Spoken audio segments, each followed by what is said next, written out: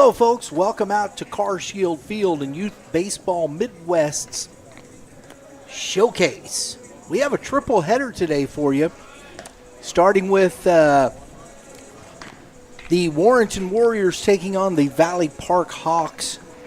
In our second game, we will be featuring the St. Louis Patriots, as this is the St. Louis Patriots Invitational. If you're not familiar with the St. Louis Patriots, give a shout out to Mark Valley. This homeschool program has been around for quite some time, and Mark Valley's been the head coach. I've been aware of this program.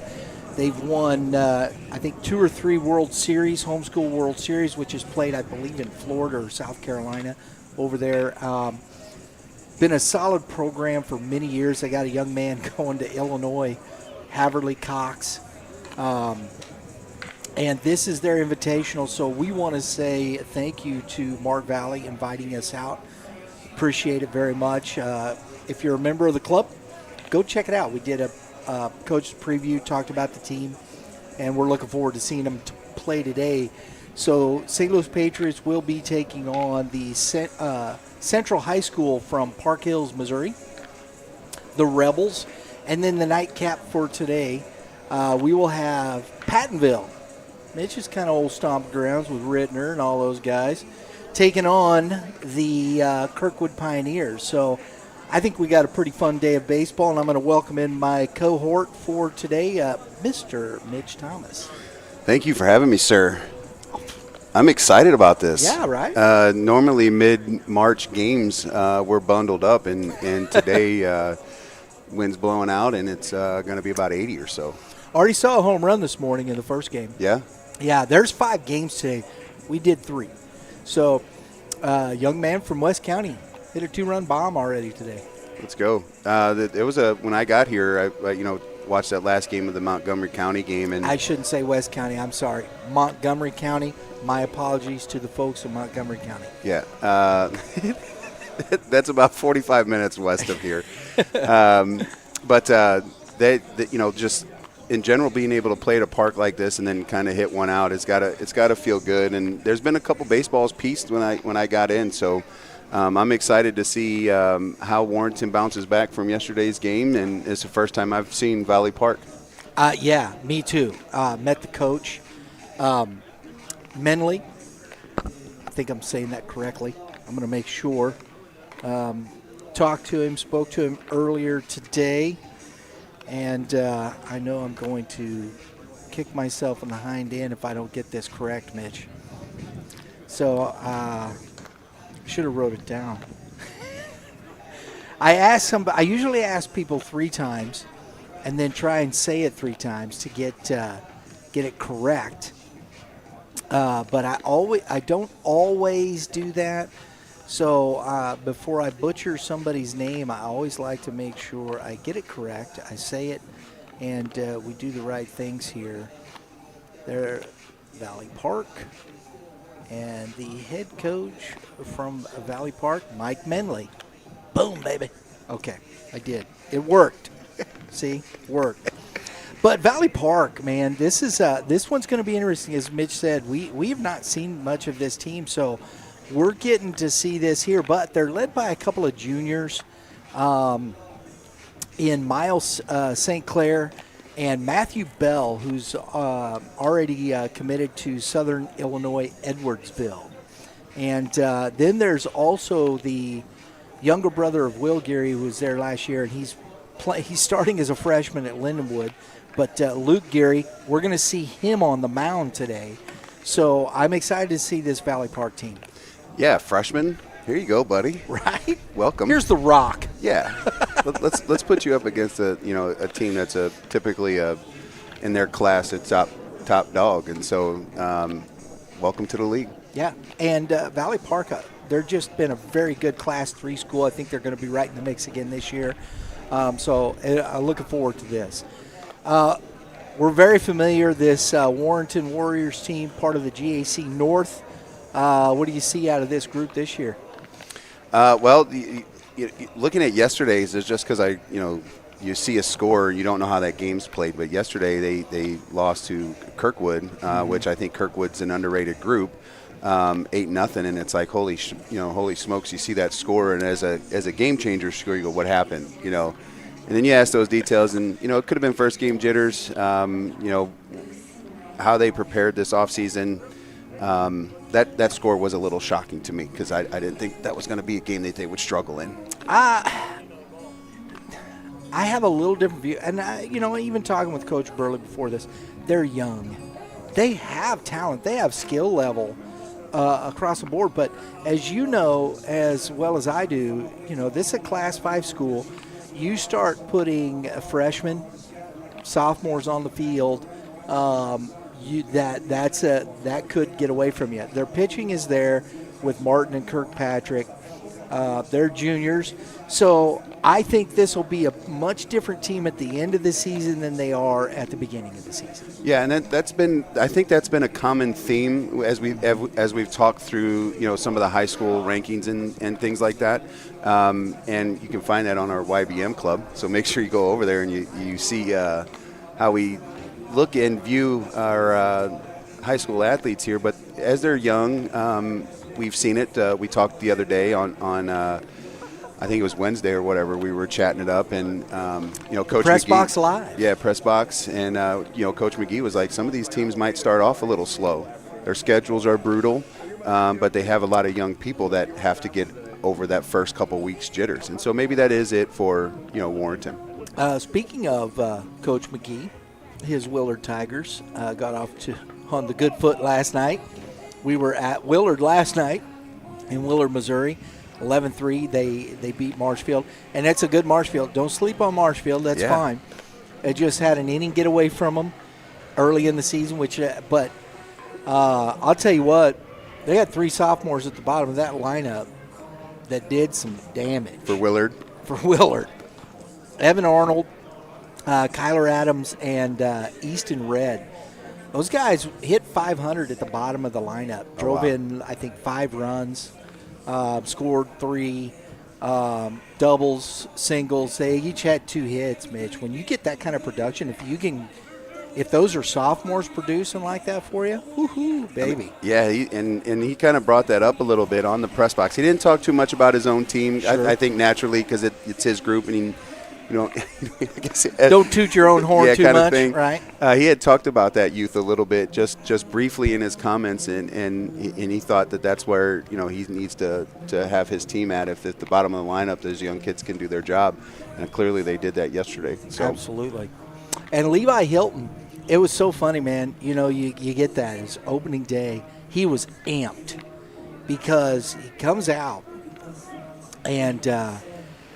Walked the first 2, hit the next batter. Bases loaded, nobody's out. And then Case Steinbach comes up and just drills one into deep center field, cleared the bases, 3 RBI double, first inning. And I'm thinking, and you could see, man, he just was finally got out of it, no more damage. And from there, lights out. It was on lock, baby. And, days when you get opening day like that, you get that first, you get pretty amped up. I mean, that's real. That is 100. And I will tell people, when you lose that, then you should stop playing the game. You should never lose that, even as an adult playing as an adult baseball, men's league baseball. I would get so geared up for first games of the year, and then even big events and stuff like that we would do if we went out of town, or 4th of July tournament, stuff like that. I'd get all geeked up, and my first at bat was terrible. I would have the juices flowing. It would almost feel like anxiety, whatever was going on, and I if you lose that, I think that's the time that you hang it up. And I did lose it. I loved being there at the park and hanging out, but I kind of lost that edge that kind of gave me that, and it was time for me to walk away from the game because I kind of lost that. I still love the game, of course, naturally, but I just lost that juice. And if you don't have that, there's something wrong with you. Absolutely. Because I'm jacked up about being here right now, and I'm just sitting in the booth. I mean, I have I have tinglies going on. I don't know what those tinglies are. It was fun last night. That was the opening day. That was a big one. Hadn't done much like that up to this point, and it was a lot of fun, man. We had a great time with that, and I'm looking forward to the rest of the season. We're going to have some good stuff. I think, let's get back to this matchup. We got Jake Kirkpatrick, another junior coming on, lefty. Not going to overpower you, but this kid can pitch. Oh, he's a righty, isn't he? Yeah. Okay. Well, whoever was pitching down there was right-handed. Yeah, it's Kirkpatrick. He's a right-hander. I'm sorry, my fault. But once you get, these two guys, if Kirkpatrick, I was talking with Coach, he'd had an injury, and so he's working his way back. So I think he didn't pitch in the summer or fall. Mm-hmm. So he's just now getting himself back. So it'll be interesting to see how he looks early in the season here, Mitch. Yeah, and what's his limits, stuff like that. How do you prepare through winter to get to this point? I'm sure that he's obviously been getting healthy through summer, fall, and all that stuff. So injuries are always interesting because you're going to feel something that might not feel normal, but it's normal. Right. going through those experiences. So hopefully he can battle the emotions and he stays within himself and keeps composure. It's always fun. This is we've got. I'm looking here to see, and I was incorrect. I gotta ask though, Brian, about these Yeah. colors for Valley Park. I know that this is the right blue for you. I think there's a little bit of orange in there. Maybe. Oh it's yeah, red. they got some orange. Do you like the blue pinstripes? Because I know you're not a pinstripe guy. I will tell you that the blue kind of, when it's far away enough, it drowns out the pinstripes, so I can deal with it. Okay. But I think any pinstripe ought to be burned I actually think they're in effigy. I like a little bit of the pinstripe. Not gonna lie. I wonder if how slick would it be if they just had blue pants to match their blue top and just That's did an too all much. blue. I've never liked all that stuff. I just don't. I like this look. I like the blue top with the white pants. I think it's classic stuff. Oh yeah, definitely classic colorway for sure. Yeah. I do like some of the new uniforms. Like the White Sox have that City Connect that they have with like the Chicago Bulls like colorway, and they're black and red. I like that little vibe. Some of those are cool. I just don't think they've gotten those things to work very well. I mean, some of them have. The I love Dodgers was terrible. The new one's not bad. Have you seen it? Yeah, the new one. Yeah, you have, because they had them last the year. all blue, right? Yeah, it was that all blue crap. What was the second one? So they actually have two City Connects. I love the Cardinals. Cardinals they actually did that well. That's one thing they're good at. Yeah. It was designing jerseys. Maybe I not playing think, baseball, but honestly, man, the birds on the bat's one of the best unis in baseball. The powder and then the cream on. I mean, it's fantastic. Yeah, they kept it. I think the Royals is okay. Obviously, the Yankees didn't do it. Don't like Boston's, but I dig the uniform over there for Valley Park. I think it'd be pretty sweet if they had blue pinstripe pants. Drew, correct me if I'm wrong, but the Valley Park Hawks are the visiting squad. Is that correct? Thank you, Drew. My crack team over there. I'm going to give a shout-out here. Youth Baseball Midwest is produced by Red Earth Productions, and I have a great team over there. Our production manager, director is Drew Klutz, taking care of all the things for us and keeping us going in the right direction. And right next to him, our social manager and / engineer. She's got all the pictures for you, and that is Lauren Klutz. So I appreciate their hard work and everything they do. And we're going to have some fun today. My name is Brian French. I am the producer of Youth Baseball Midwest. And with us today, calling the game with me, is Mitch Thomas. He's the host of the Hitting Zone podcast. He's also the owner and Owner-operator. Owner-operator. That's a good way to put it. Of the Hitting Zone in O'Fallon, Missouri. If you want to get a chance, go check that out. Go to thehittingzone, STL.com. Yeah, and you know what? I like your new website, bro. Do you? I like it. Looks good. Yeah, we put some time in that. But the big thing is we have a membership program that is connected with Y.B.M. Yes, you and the do. Y.B.M. Club. And if you're a member, you get $20 off of a membership. But you have to be a member of Youth Baseball Midwest Y.B.M. Club. I love it. Go to youthbaseballmidwest.com. Go to the Y.B.M. Club. The promo code is there in the club, so go check that out, man. Yeah, don't give it away. No, I don't give that away.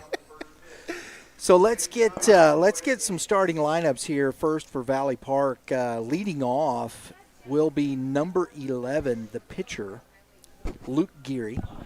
In the 2-hole, number 17, playing shortstop, Miles St. Clair. In the 3-hole, number 21 at third base will be Matthew Bell. In the 4-hole, number 3 at second base, Evan Holmes. In the 5-hole, number 13, and playing left field will be Brendan Duffy. And in the 6-hole, number 6 at first base, Gavin Mann. And in the 7-hole, number 1, he'll be behind the plate today, is Blake Whitney. And in the 8-hole, number 5 in right field, Dylan Eisenhower. And in center field, number 9, Owen Caskey. That is our lineup for today. Well, I should have probably given the defense. We'll get the defensive positions here. That's all right. I'm getting the evil eye down there. And we got so we doing national anthem, guys? No national, not. We already did it, so. All right, so we're going to get started. We'll get the defensive setup here for the Warrenton Warriors.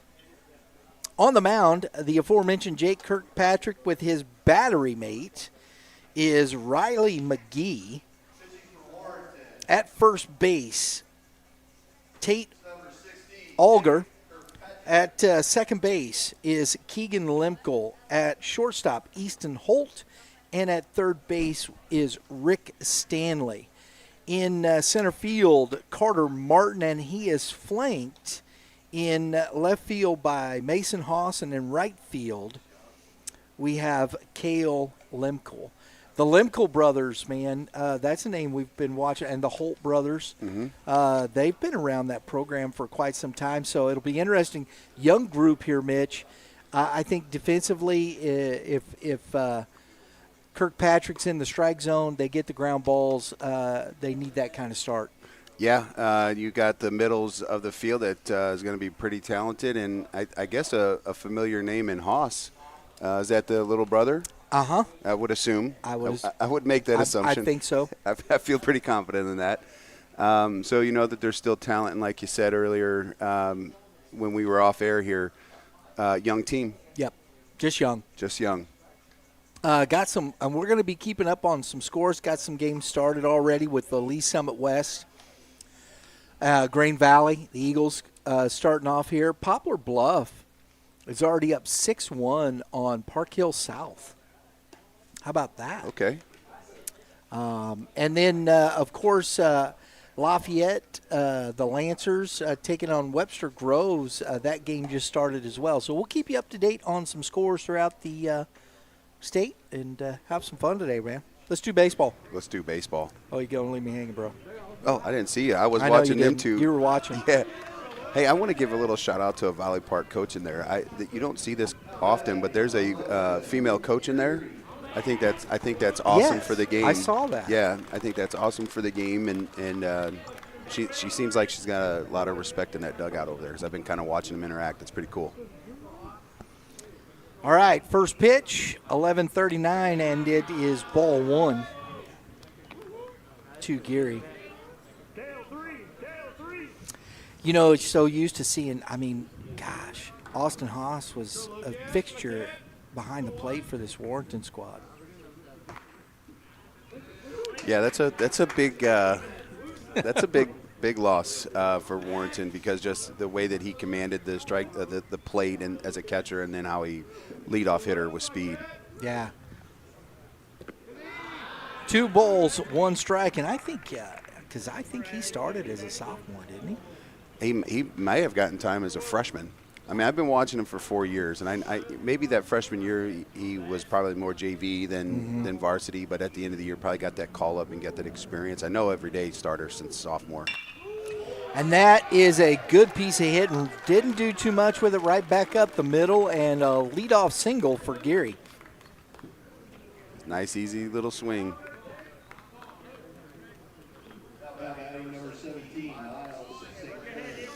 So here's the junior, St. Clair. Boy, this kid's got some size. Yeah, I was looking at the leadoff hitter, and then your 2-3. Matt Bell in the 3-hole here. Size.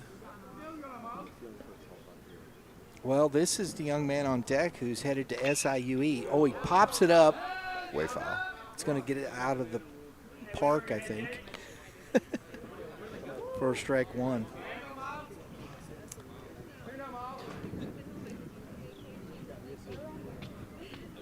These 2 guys are pretty physically imposing. Yeah, I did. Here you go. Love that. Even the leadoff hitter has size to him, too. Mm-hmm. Throw down is not in time. 1 ball, 1 strike to St. Clair. Got some pretty good games on the hopper here, too, Mitch. I'm looking to see how Smith Cotton does against Ray-Pac over on that side of the state. That is going to be interesting. I think Smith Cotton maybe. Ooh, good change up there. Some off speed. Got him way out front. 1-2. Was that a curveball? Yeah. Thought so. It's still off speed. Yeah, that's why we just say off speed. Yeah. It covers everything. I ain't trying to catch up. No mustard. Throw down and not in time. That's a pretty good throw. That's a pretty good pitch. Didn't get the call. 2 balls, 2 strikes. Stolen base for Geary. I think this is the first time I've seen this plate umpire in the few years that we've been covering. Pretty solid strike zone so far. Lifted foul down the third base line into the prairie.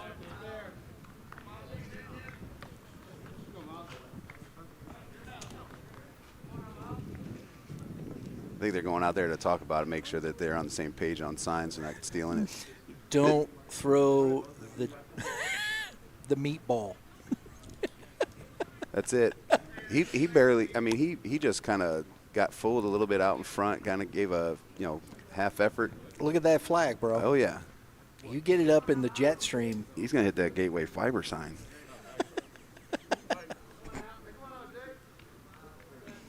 I'd throw a heater inside though, so I could set up that curveball away. That would be what I would do here, Brian. Okay, 2-2 count. We got some tacticianing going on in here. Ground ball foul. He went back to the off speed. We're back up in the prairie.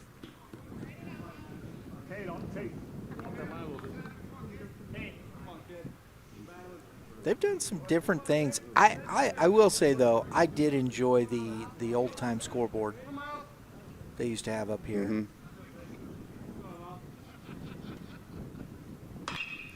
Oh, there it is. No, he didn't get it all. 1 hops the fence. Geary, he's going to get sent. Coach went ahead and did it.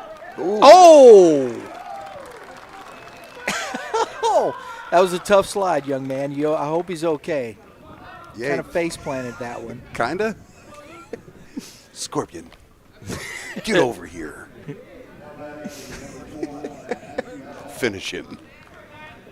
It's for Mortal Kombat fans. Yes, there you go. So run scores, RBI for Miles St. Clair, and it's a 1-0 ball game here.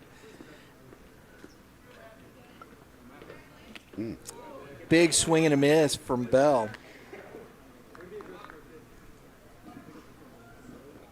Looks like he was trying to hit that CarShield sign up on the other side, man. Maybe over it. He's trying to hit that skid steer over there on Ozzy's.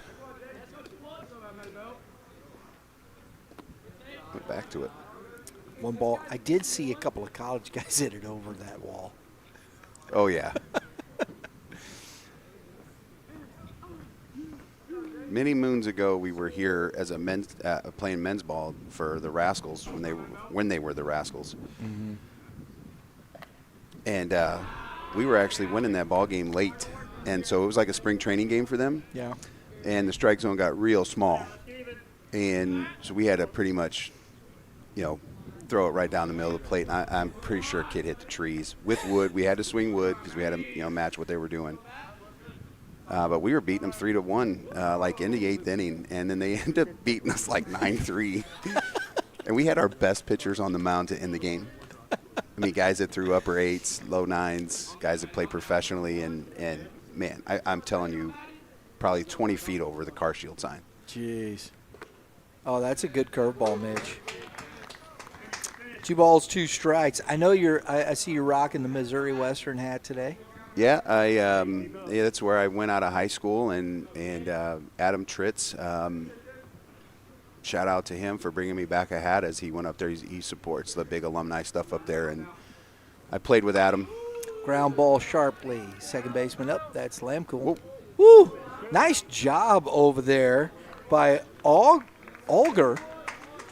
Bailed out his second baseman, Mitch. Yeah, staying with it. That's actually like it doesn't look like it's a tough play as a first baseman, but you're expecting a ball to be at your chest, and so you get a little relaxed, and then he dumps a ball at your feet. It's like the hardest baseball to catch over there. I'd rather try to pick it out of the dirt. It's just a 4-3 on the scorecard, but much tougher play. A good job too of being able to down had 2 strikes on him, pulling the baseball out, and move that runner over at third base. That's how winning baseball is played right there. Evan Holmes at the plate, the second baseman for Valley Park. He fouls that one out of play. It's 1 out now, 1 run in, runner at third.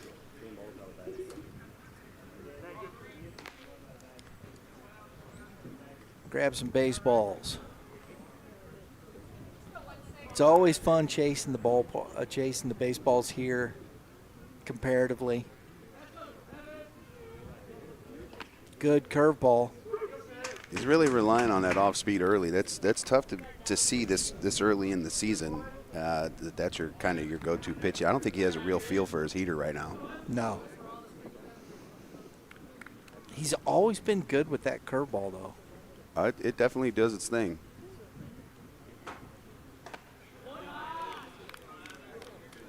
He's kind of just showing the fastball here and there. Mason 2.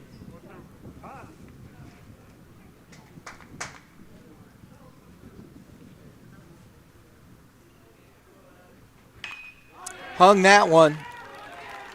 RBI single Valley for Park. Evan Holmes. This Valley Park team's coming out swinging.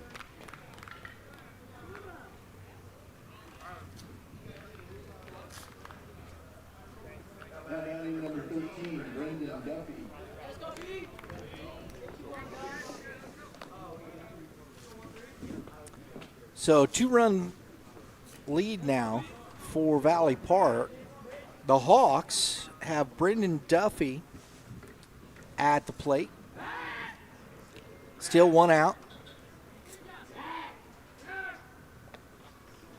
He left that curveball up there though, Mitch. Yeah, you saw. Yeah, he had a couple of pitches.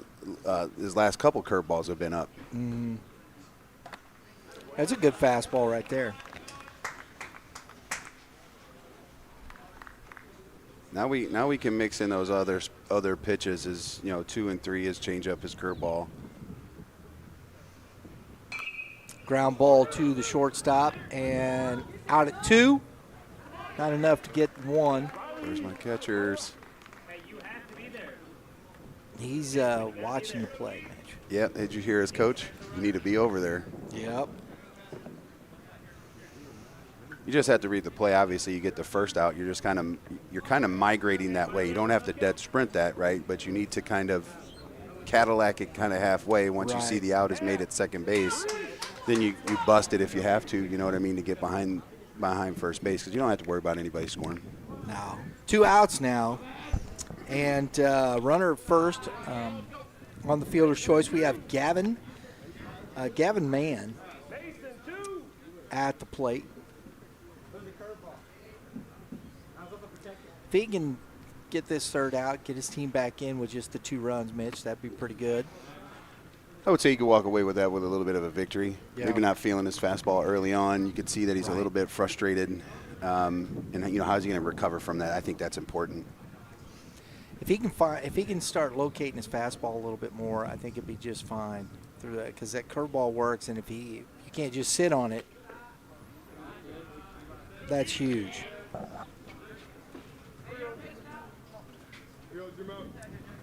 Two balls, no strikes here to Mann. I was trying to see if this young man was related, related to Luke Mann, who was a St. Louis kid, went to Vianney, but Vianney, Mizzou, and then got drafted. So not a common last name. 3 balls and a strike. Thank you, Drew.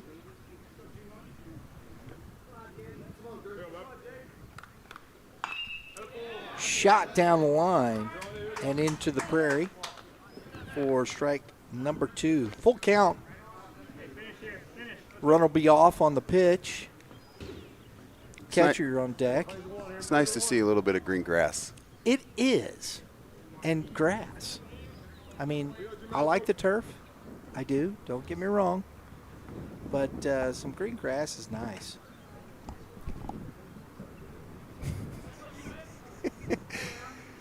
Green grass is nice.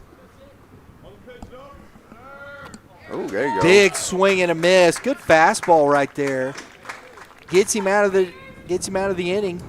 We're heading to the bottom of the first inning. Valley Park 2, Warriors coming up.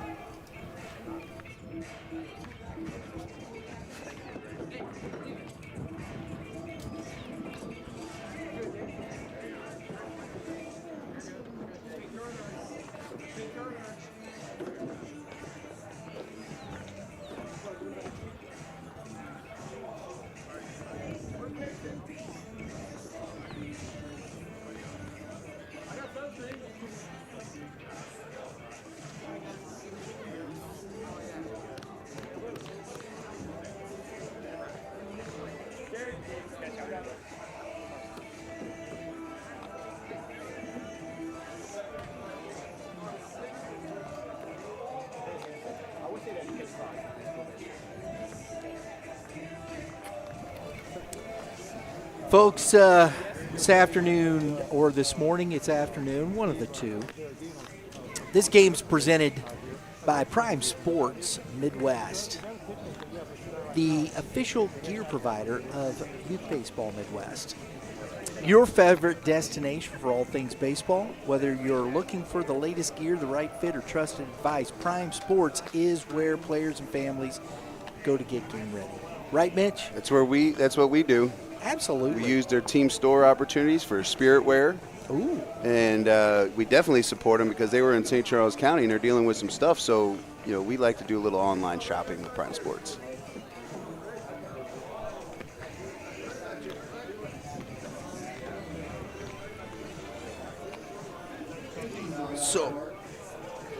So we got coming up here, Luke Geary on the mound. Let's get the defensive setup here. And we've got on the mound Luke Geary. Behind the plate, his counterpart, battery mate, however you want to put it, is Blake Whitney. At first base will be Gavin Mann. At second base, Evan Holmes. At third base, Matthew Bell. At shortstop, Miles St. Clair. In center field, Owen Caskey, and he is flanked in right field, Dylan Eisenhower, and in left field, Brendan Duffy. Both these catchers from both teams have shown off a little bit of arm skill. Yeah. And the lineup for the Warriors, I'm a little late on that one. We'll get there. Leading off is Rick Stanley, followed by Carter Martin, Jake Kirkpatrick, Tate Alger, as we get ball one. Easton Holt, Keegan Lemkel, Jackson King, Mason Haas, and Riley McGee.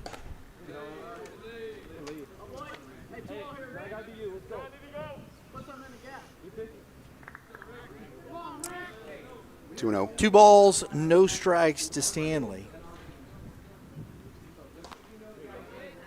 And strike 1. 2 balls and a strike. That's a good take there. That's a leadoff hitter's take. I tell you what, high school baseball, typical leadoff hitter, not normal. This kid's got some size. Yes, yeah. And you know what? He looks a little more physical than he did last year. I think he had a little extra weight on last year. Yeah. 3 balls and a strike, and that is ball 4. So leadoff walk. I want to take a little moment here and give a shout out to our favorite viewer. Ah, Your mother is watching, said hello, so I want to make sure we say hi.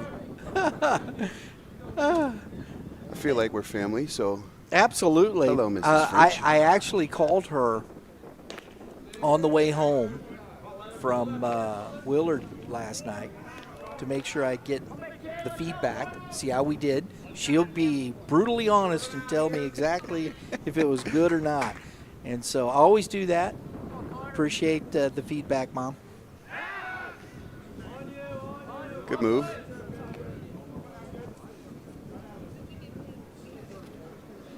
One ball, no strikes to Martin. Carter Martin, his future's on the mound. But he does have a good high school bat. Yeah, and it could play at other levels. I mean, I don't see him playing center field, but for this team, that's what he's going to have to do. You know, if he was a two-way guy at the next level, I'm seeing that as a second baseman pitcher combo. But one of the best high school sliders.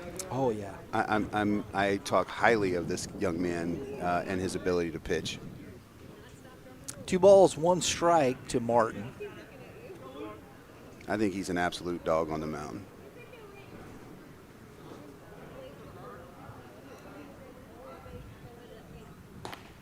That's a good fastball, tailed away up, and got the swing and miss. I like this gear kid. He's got good size on the mound too, Mitch. Yeah, and just a freshman, correct?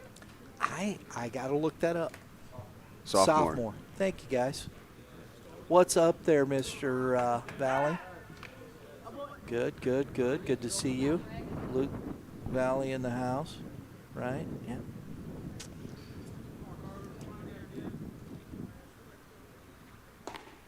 Ooh, misses in. 3 balls, 2 strikes, full. See if they put the runner in. See if Stanley gets a chance to run here, Mitch. Yeah, probably. If I'm Valley Park, I'd probably pick real quick. Grounder, fair. Nice play by Bell, but they stayed out of that. He did have him running.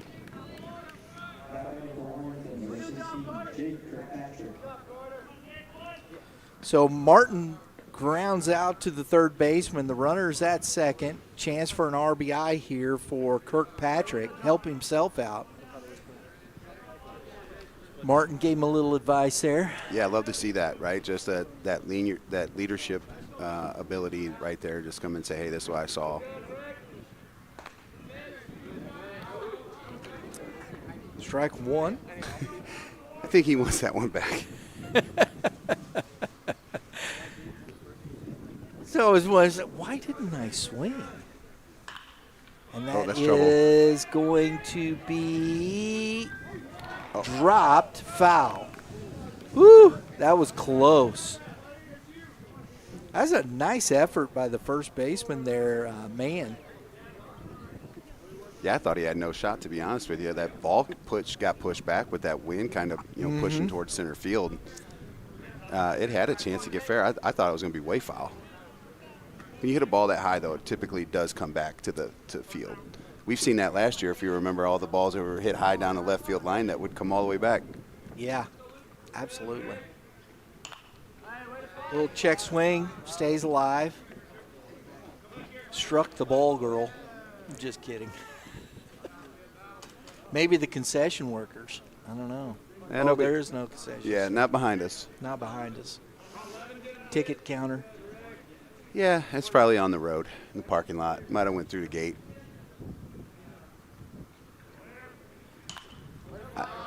I think Kirkpatrick's sitting curveball, and I wonder if that's kind of the conversations that maybe Carter had with him. But he's been steady diet of heaters. He just fouled them off. Yeah. And maybe he's trying to set him up to get the off speed to drive it right center field. We'll see here.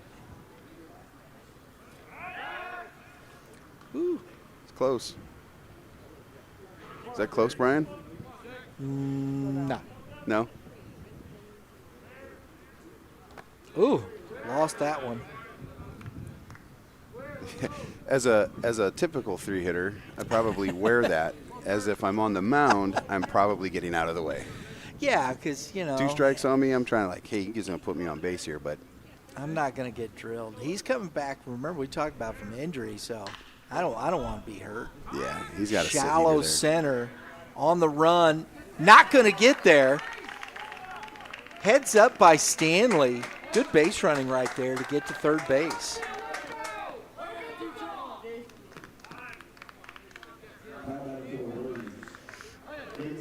I mean, heck of an effort by your center fielder, but without a doubt, that second baseman's baseball. So now first and third with 1 out, and you have your 4-hitter in oh, that's right. Hang on just a second, folks. I messed up.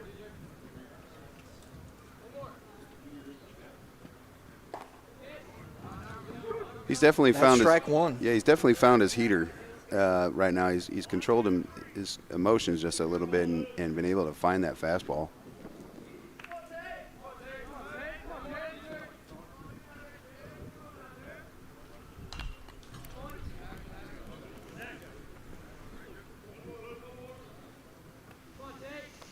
Well, this must be Ogler, but he's wearing a different number in 18.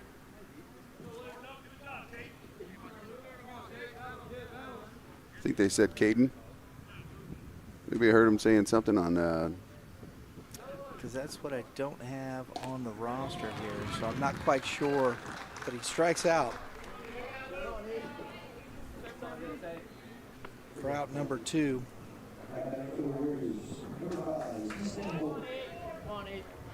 Yeah, it's Tate Olger is number 18. So the number was just incorrect there. Threw me off, sorry. Tate Olger. Crisis averted. 2 outs now, and you have strike 1. So Geary is pumping strikes at this point. He has been in the zone, trying to strand these 2 runners here and get out of this inning with facing Easton Holt, the shortstop.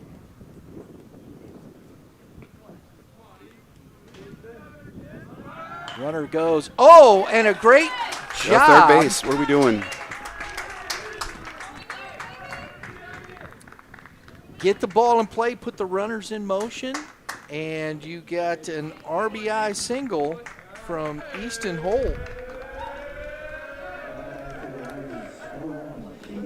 I know that's a golden rule, never make the last out at third base, but on a running situation there and ball right in front of you, you can't give up running bases. So make sure you're running hard, because if you can get it, you got to get there. That's right. Score a lot of ways from third base. 2 out RBI single for Holt. Brings up the DH and Jackson. Excuse me, we're not quite there. I went ahead of myself.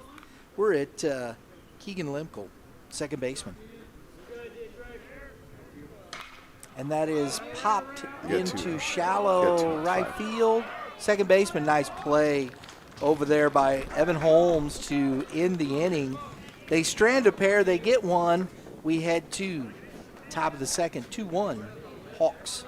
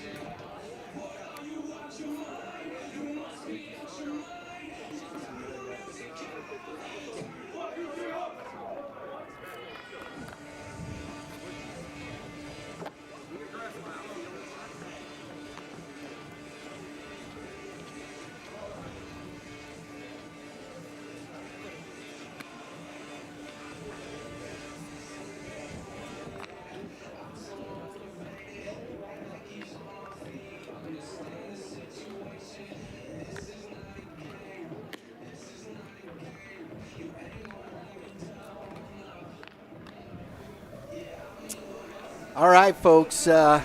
Today's game presented by Prime Sports Midwest, your favorite destination for all things baseball and the official gear provider for Youth Baseball Midwest. Check out locations. Got one in Fenton, 1550 Ocello Drive. I like just saying that. Ocello Drive in Fenton, Missouri. Also Chesterfield. Waiting to see what happens in St. Peter, so make sure you're checking out Prime Sports. Purchase online. If you're a club member, get your discount.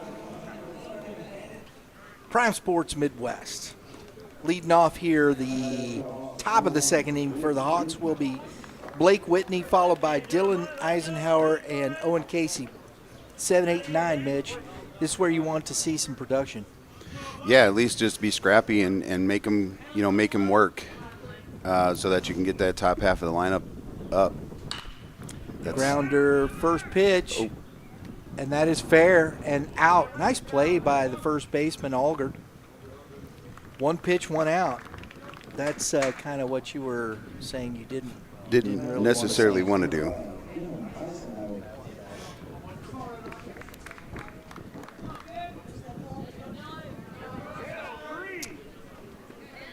Oh, my crew's giving it to me over there. Man, they're just all over me today. I'm getting there, baby. It's baseball economics.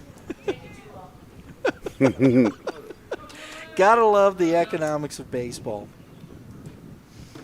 One pitch, one out. You take those all day long. All day long. I love it though. My staff's all over it, man. They're taking care of business down there. Love it. We ought to just put that up, Drew. We got to get a graphic. Just boom. One pitch, one out. And the S has to be like a dollar sign. Money, dude. Dylan Eisenhower at the plate. He's 1-0. Popped foul, 1 ball, 1 strike to Eisenhower. On deck, Caskey, the center fielder. He tried to make a nice play on that baseball, but the second baseman kind of gave up on that ball. Just thought maybe it was a little deeper or something. Gave up on it, ended up getting down, and I can hear Coach yelling at him, hey, we got to bust it to the ball, and then that play to right at us. I was going to catch that one, bro. Yeah. Save me. And then he goes out in the Bermuda Triangle and makes a really nice play to end the inning. And so, that's, I guess, part of high school baseball and having the opportunity to learn there. So I'll take it.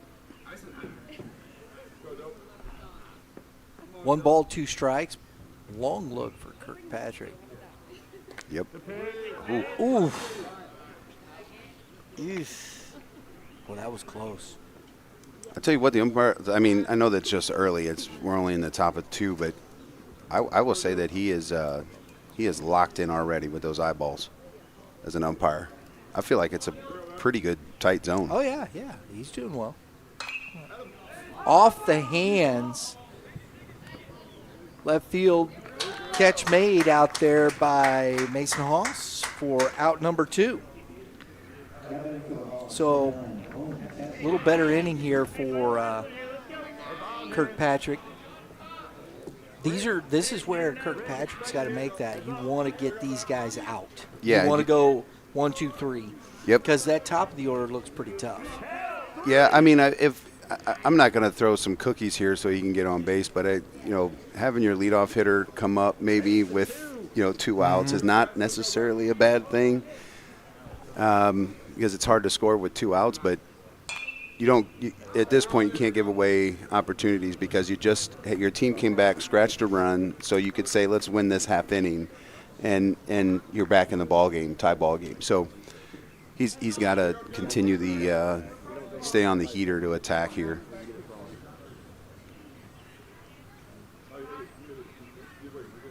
There it is. He hadn't really thrown that pitch here. 0-2 now. That had a little nasty on it, Mitch. Yeah. And he started to give up on it, but he dumped that thing in there.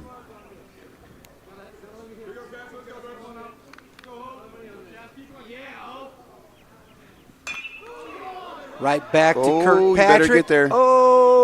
And nice job by Kirkpatrick. He didn't panic. Love that play from the pitcher.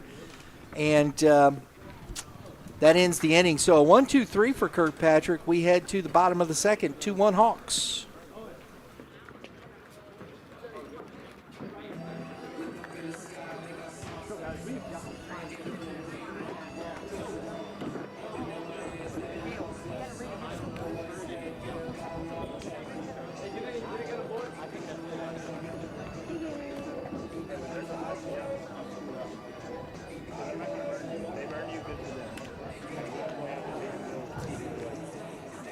That's when he keeps making them come in with left. The righty, you can go back a tiny bit, but then the left, yeah, we want to play shallow. Take left cheek.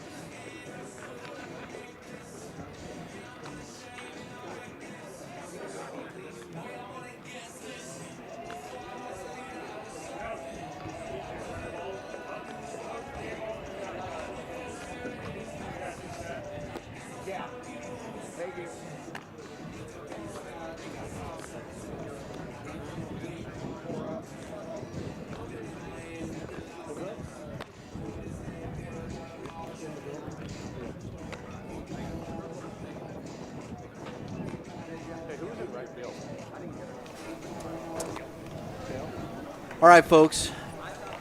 Prime Sports Midwest, your favorite destination for all things baseball. Look, I want to say this, too. I mean, we're going to be out with them during the summer. They'll have their mobile store out when we're with some Game 7. I know they're doing some things like that. But always love that. If you're out at the ballpark with us with Game 7 baseball, make sure you check out Prime Sports. They're bringing out the gear.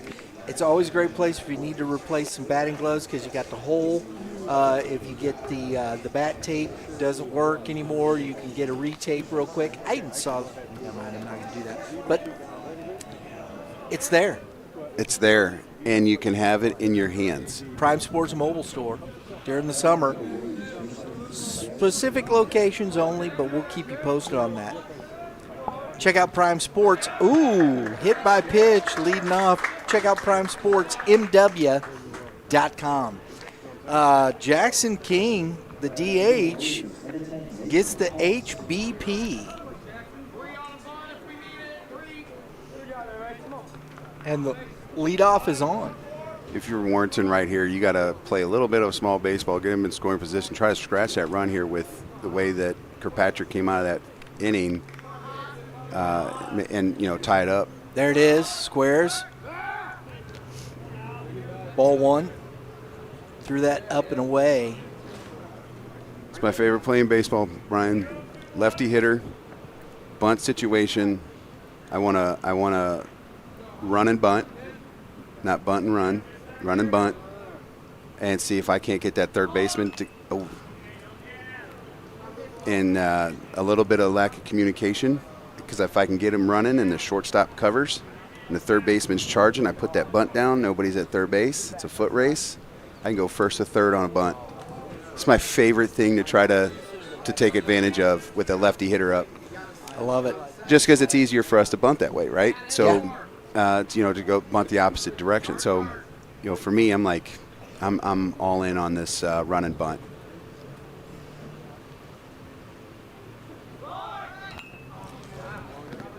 He's stabbing at the ball, Mitch. Can't do it. And now he's down 1-2. Let's see if you can see Coach Burley, I'm sure, sees that. So now he can't afford to lose just the out that way. Now he's got to try something a little bit different. Oh, he goes back to it. 2 balls, 2 strikes. Interesting. Coach stayed with it. Going to try and do it again, you think? Not sure. I probably wouldn't give up. It's outside. 3-2, so the count is full. Gary takes a big breath on the mound there.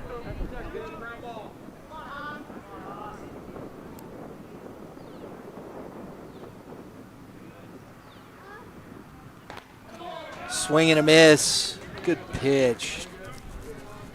And Haas down on strikes. got to get the bunt down. Yeah, and even if you got to the 2 strikes, you still got a job to do.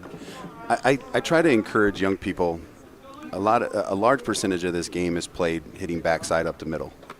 Yeah, correct. Swing and a miss with Riley McGee. And you when you're definitely got 2 strikes on, you got to think that direction. There's no reason to pull a baseball because you're always if you get that pitch to hit, you're still going to be able to hit it.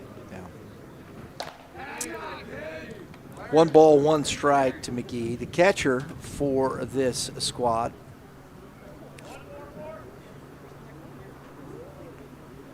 Think you might try and bone again here. I mean, you got your leadoff hitter here. You get him to second base. A lot of good things can happen. Swung through another fastball. 1 ball, 2 strikes.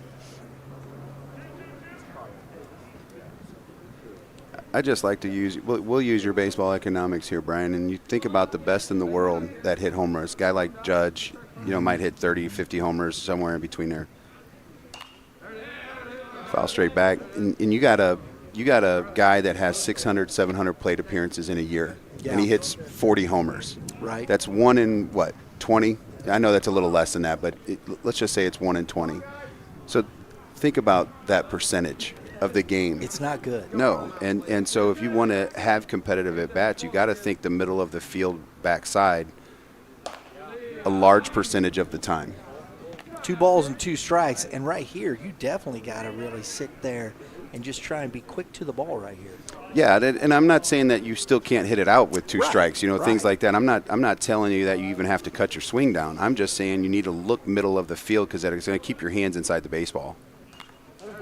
He's trying to push his hands there, and you could see that the way he's swinging down that's not the path we want to take. Even up and in, you're still thinking the old Derek Jeter swing, inside out, right? Like Derek Jeter was just notorious for hitting balls right side up and in. It used to drive pitchers crazy and teams crazy. That mindset right now.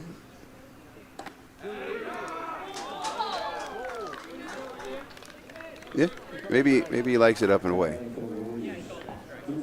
So McGee down on strikes, looking for out number 2, and back to the top of the order in Rick Stanley. I think this is big, not getting that bunt down and not getting him over to second base with your leadoff hitter coming up.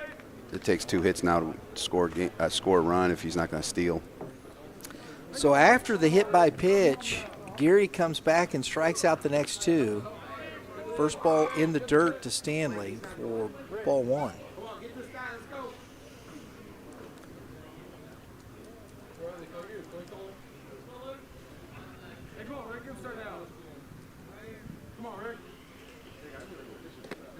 Little changeup. This is low. Might have been the first changeup we've seen. 2-0. Fastball slider against righties. I'm guessing maybe a fastball. Ooh. Right there. That's why you get the bunt down. Yep. Stanley turned on that, got his hands. That was a great piece of hitting right there to get your hands inside the baseball right there. Keep that ball fair. Yep. I mean, you could tell in his path that he was still looking like towards that rock house outside, or clubhouse, whatever that is out there in right center field. It's kind of his path was going that way. That's why he's able to hit that baseball. That's what I love about thinking middle, backside, is it's going to keep your hands inside the baseball. And even in young hitters, like just. Strike 1 to Martin now at the plate. Just think that the whole time. It's hard to hit high school home runs. Like you have to be a special kind of player to have these kinds of numbers.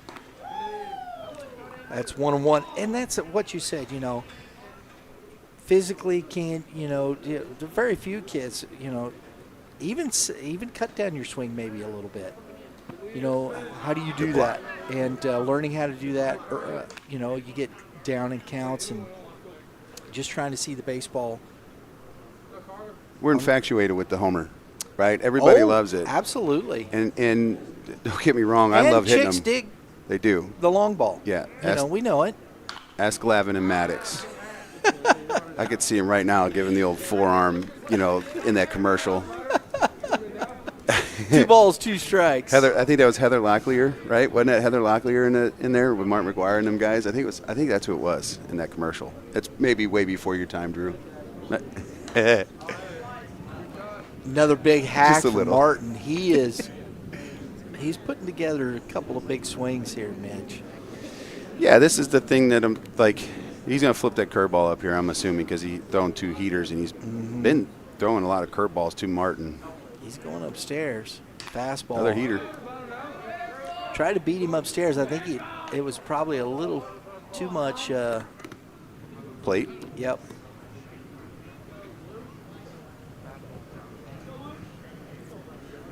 Little power battle going on here. Who's going to give up?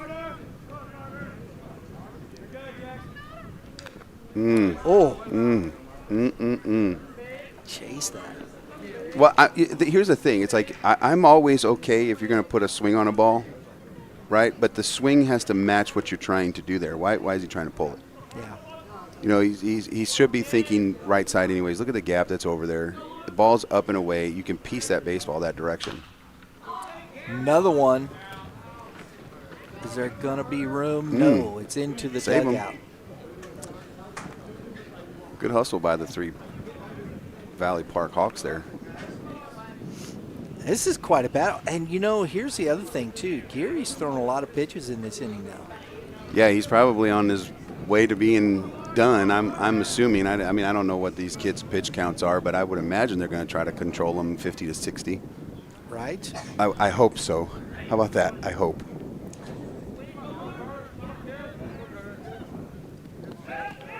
And that's away from the catcher for ball 3.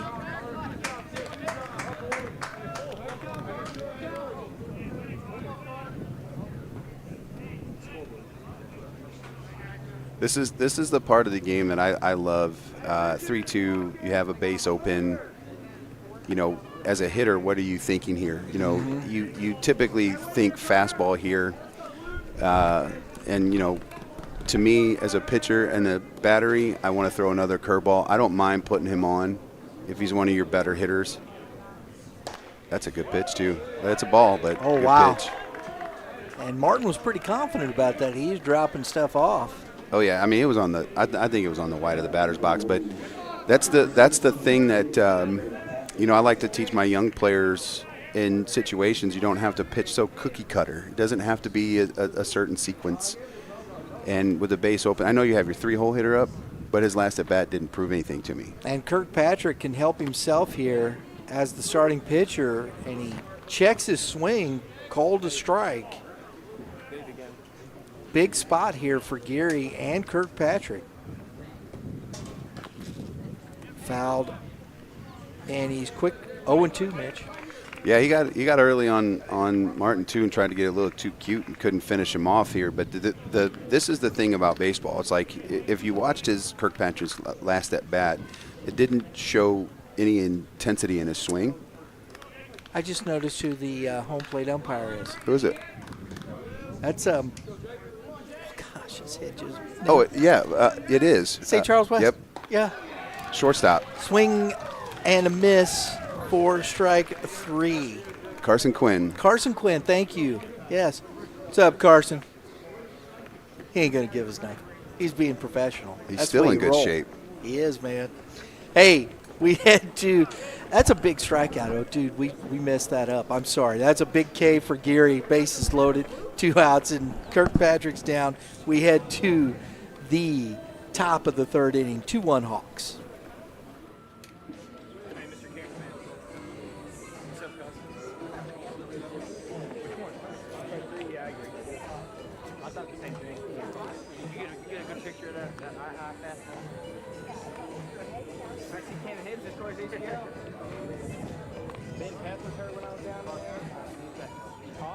Too when I was down there. I know. He hurt his hamstring.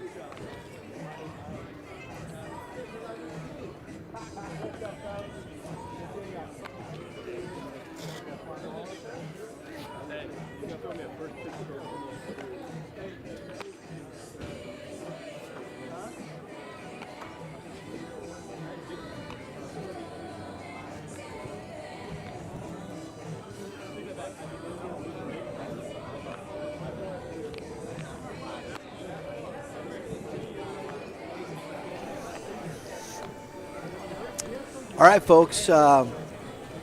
Youth Baseball Midwest. We started something new this year, and if you're watching this, you have an opportunity to join the club, become a legacy member, support what we do here. We got exclusive content, get to hear more of Mitch. That's always a plus. Right? Yeah, I bring the fans. That's right, bro. That's what we do. Fans to the stands, right? Yeah. That's what we got. That's what we got. And so we appreciate you being here. But if you're watching here, Youth Baseball Midwest, we are working to be the most comprehensive youth baseball coverage in the Midwest. And so we appreciate it. And please help us out, support it, become a member. Legacy, half off. First 100 members. We're looking for it. We appreciate it. YouthBaseballMidwest.com. All right, top of the order here, Mitch. Luke Geary, they've held that 2-1 lead. See if Kirkpatrick can take these guys down in order. Huge spot in this game. Big time. Just goes to show you how tough it is to score with 2 outs.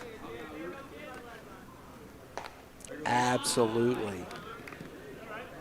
And it's ball 1. And now Kirkpatrick's got to come out. He left the bases loaded. He's got to come back out on the mound. Can he get it out of his head and just pitch?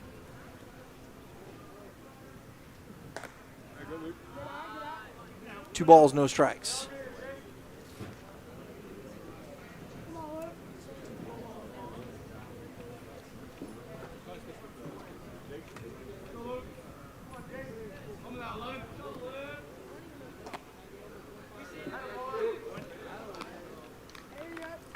Two balls and a strike.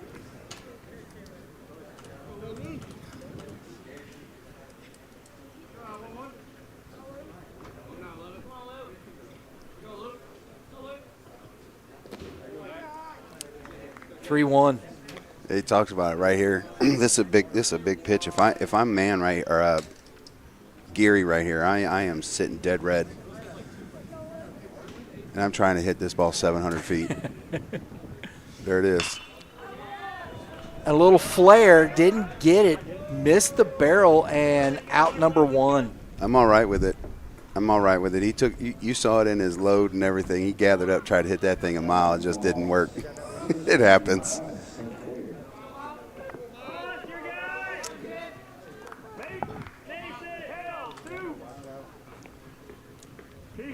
Holt makes the catch for out number 1. Miles St. Clair to the plate.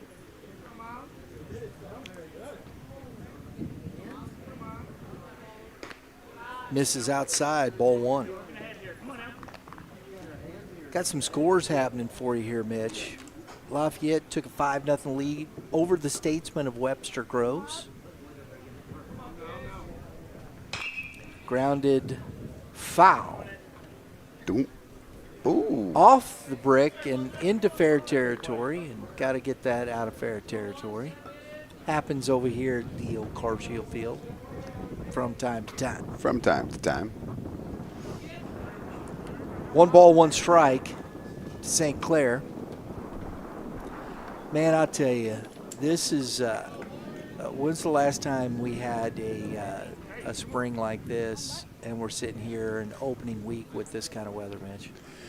I'm usually outside a lot, so this doesn't happen often in March. Oh, heck of a catch over there by Stanley. Robs a hit from St. Clair for out number 2. So 2 lineouts, 1 soft, 1 hard, and Kirkpatrick shaking off that bottom of the 2nd inning and pitching well. Yeah. You like to see that come right out. I thought he was going to be a little wild with the, getting deep into the first. Throws a strike there to Matt Bell. With the leadoff hitter there, and he got behind, but he threw a ball that the kid got an out and kind of reset him a little bit. Absolutely. 1 ball, 1 strike. I don't know what he's throwing there, but he just can't seem to get that on that. Same consistency, right? Like we always preach consistency, and the arm slot's a little different, every pitch here. Misses upstairs. 2 balls and a strike here to Bell. Interesting approach to it, man. He's throwing him three curveballs, and his first at bat, he threw him a bunch of curveballs too. I think if I'm him, I'm sitting curveball. Right to the first baseman, Alger. 3 unassisted, folks. If you're scoring at home, we are heading to the bottom of the 3rd inning. 2-1 Hawks.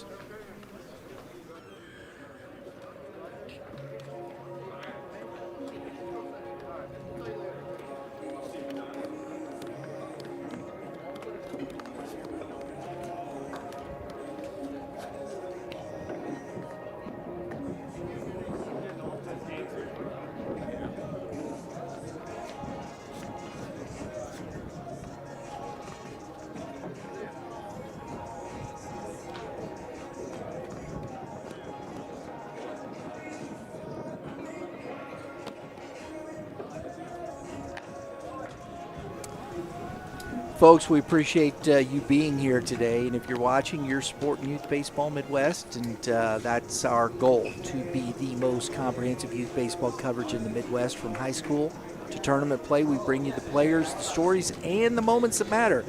Check us out next week.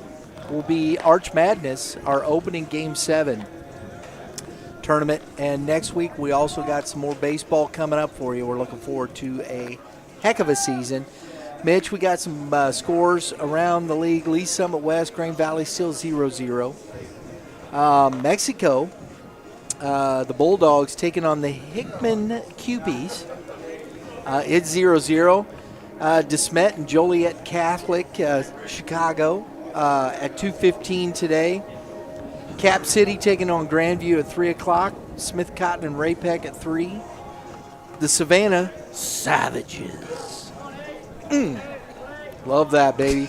Taking on Poplar Bluff at 3 o'clock today. Boonville taking on the Dutchman.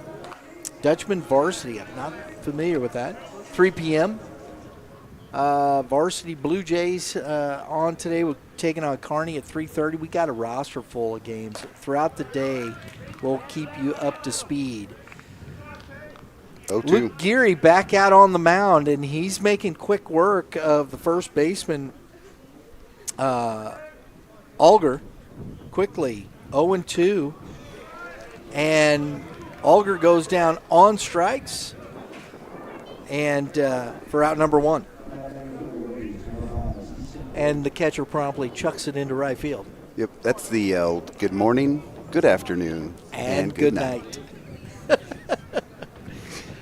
Easton Holt to the plate, shortstop, singled. Has the lone RBI. Nice. That's a heck of a play by the third baseman, Bell, over there. That looks like a SIUE recruit.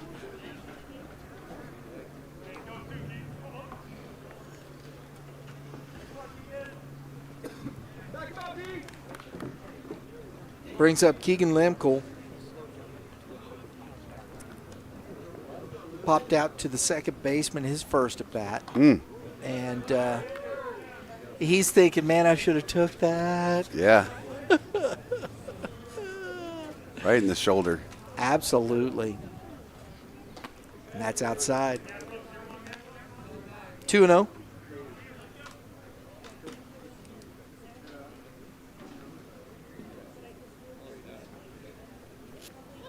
Everybody out getting their vitamin D today. That's why I'm happy I am in here. And that is 3-0. So Geary, who was cruising through those first 2 hitters, that's third out, man. Tough. It's 3-0. Gathers himself and throws a strike. 3-1.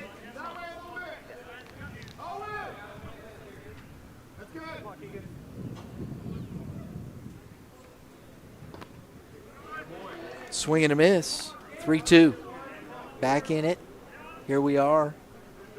Who wins? We do. And it's fouled back out of play. We do. We win. We win? We win. March 20th, 80 degrees. We win. Absolutely, Mitch. Wearing shorts in March. That's a fantastic thing. And he chases upstairs, and Geary has a few words to his glove. We head to the top of the fourth. 2-1 Hawks.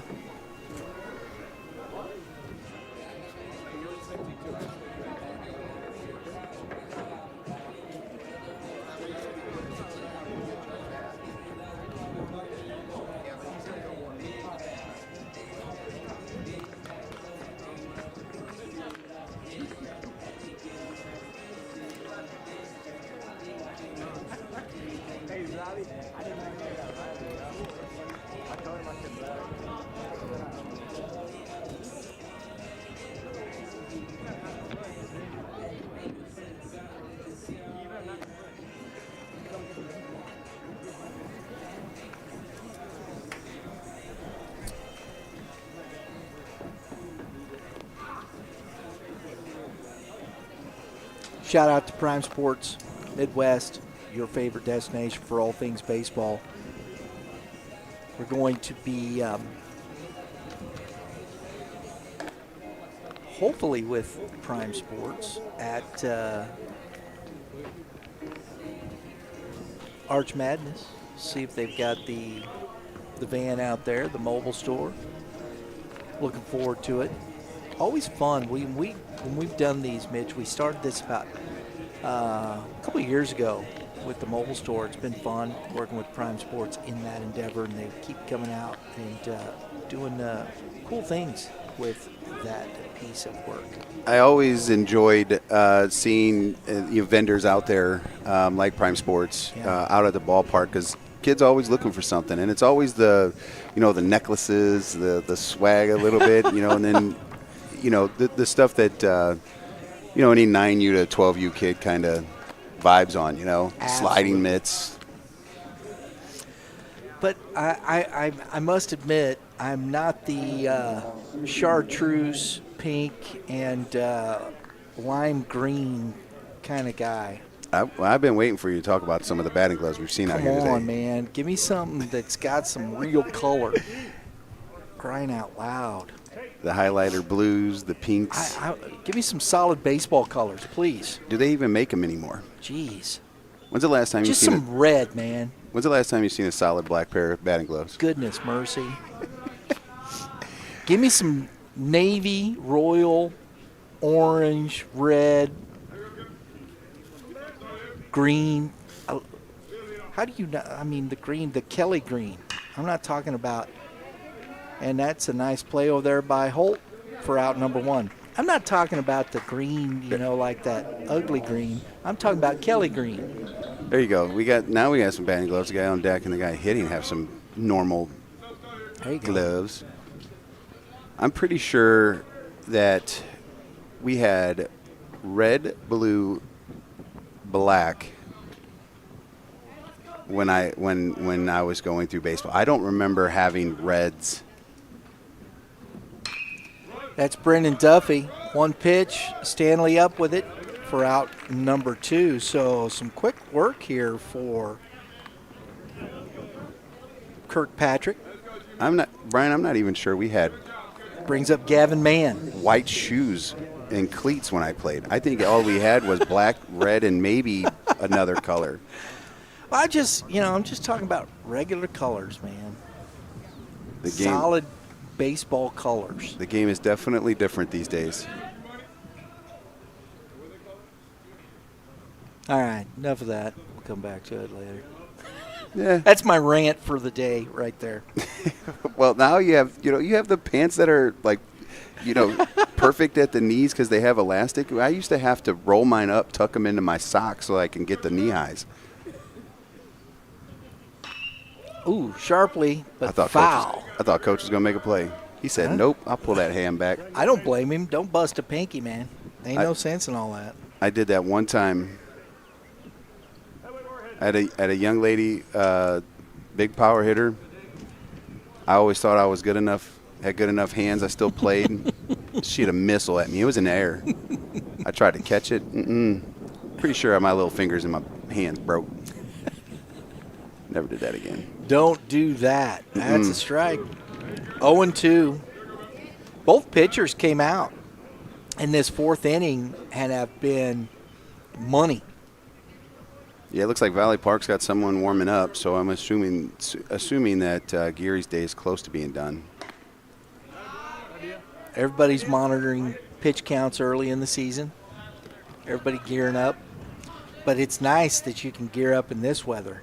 Oh, yeah.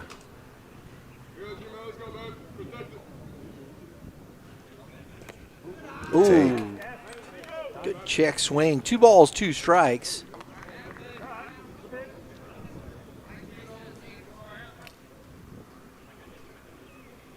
See if Kirkpatrick can get his boys back in. I'm sorry, that was the third, bottom of the third, and now the top of the fourth for Kirkpatrick, who sits down, man looking for the third out via K. And we head to the bottom of the fourth, 2-1 Hawks.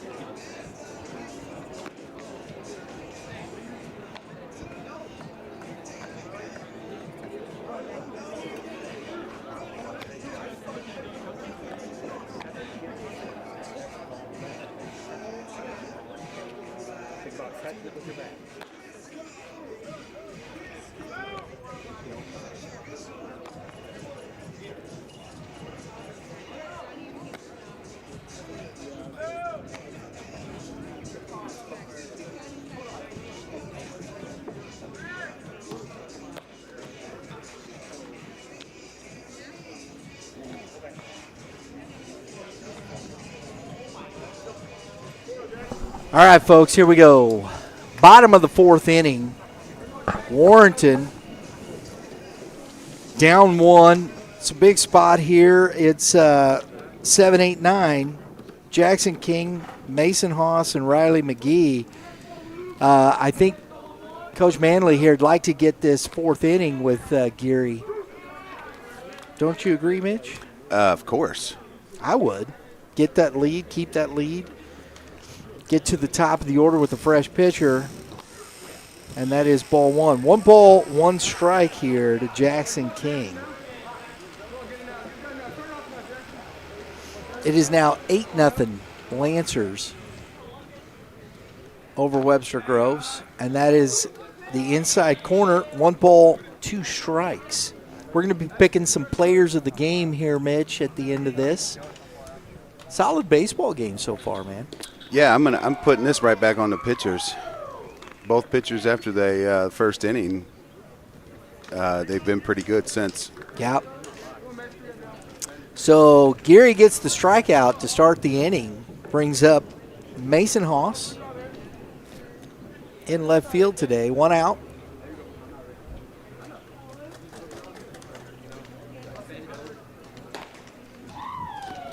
Finding a good rhythm here too, Mitch.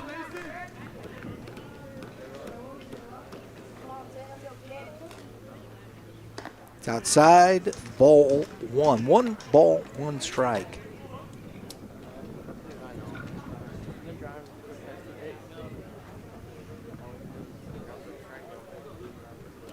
That misses low. 2-1. Folks, if you're watching here today, stay with us all day. This is the first of a triple header. Next up, we've got the St. Louis Patriots taking on the Central High School Rebels out of Park Hills, Missouri. And he misses up. You know what's interesting, and just kind of being able to evaluate Gary on the mound right now. If he just takes a split second longer and breathes, he's consistently in the strike zone. Mm-hmm. If he kind of quick pitches a little bit, he's been inconsistent. Getting a little ahead of himself. A little bit. Okay. So my young people out there, take a deep breath before you're ready to release. Reset your thoughts. Just one of those. Yep. In with the good, out with the bad. Yep, so you can fire the good. Heater. Riley McGee at the plate, number 9 hitter. Tying run on first. Go-ahead run at the plate. And he squares and bunts. And again, Warrenton having trouble executing a sac bunt. Getting those down. I was going to guess that's probably all bunt for a you hit. youth coaches, Mitch, they got to get these kids learning how to bunt. Yeah, because at the high school level it matters. Yes, it does. Yeah, I know you may not do it in a game. You got to do it in a game just for giggles. Well, we led a game off with a bunt. Did you really? Oh, yeah. There you go. He's got a 9U team. There it is. Nice job. That's good execution right there from Riley McGee in the 9-hole, getting that runner to second base.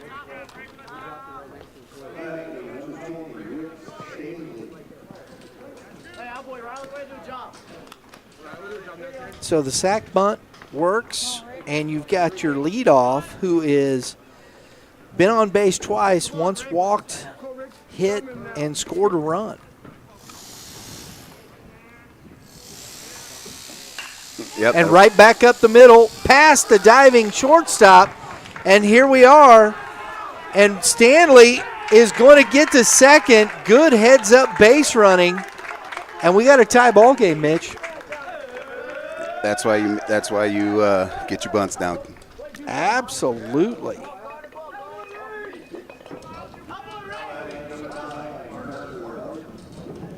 I know it's always tough. You got an out. You know, you don't like to give them up, but when you got a guy that's already shown the ability to handle the bat today, right? He's pieced that ball earlier. He's probably one of your better hitters anyways, and so get a chance. Absolutely. So he advances to second on the throw home. RBI single for Stanley ties the ball game, and we have Carter Martin taking ball 1. Martin with a chance to drive in the go-ahead run. Fouls it back out of play. 1 ball, 1 strike. It's always tough early with, against hitters because, hitters, really the first time being in a competitive situation, game situation, stuff like that. Timing sometimes can be an issue.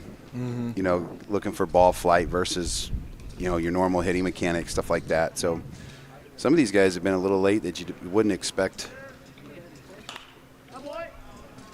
their swing decision to be this off. So because we've seen these guys before in Warrenton, and they typically handle the bat well, the top 3.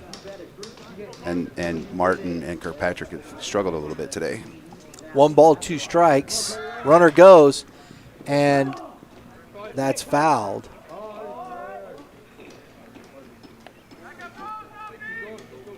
Coach Burley showing off the arm.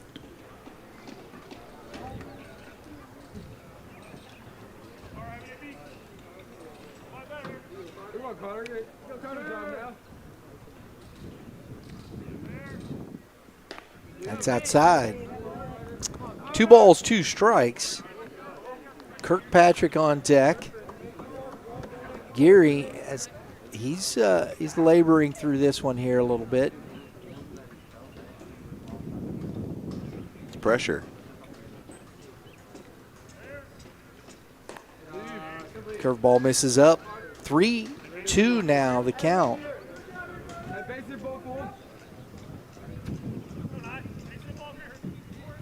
I'd still flip a curveball here. Last at bat, he's in the same situation. Threw him a fastball, walked him. I still give him the bag here. I'm going to flip a curveball. If he gets himself out, he gets himself out. I'm going to throw a competitive curveball. Can't just throw a ball, but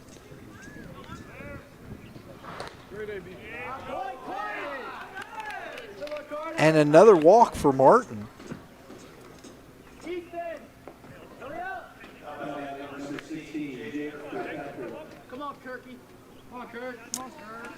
So brings up Kirkpatrick, who's singled and struck out. He's 1 for 2.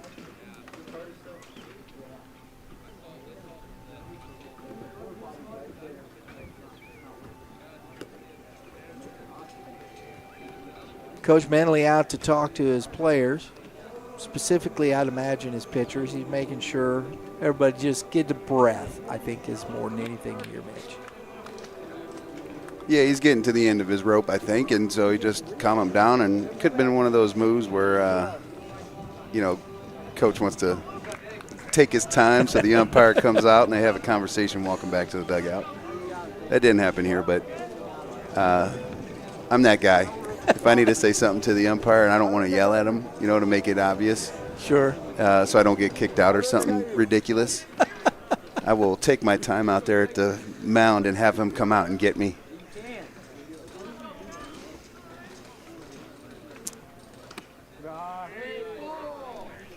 Ball 1 now to Kirkpatrick. Yeah, I can't compete anymore, so I got to find a way to be involved in the game. Oh, mercy. Strike 1. That's right down the middle. 1 ball, 1 strike. Kirkpatrick with another opportunity here to help his own cause.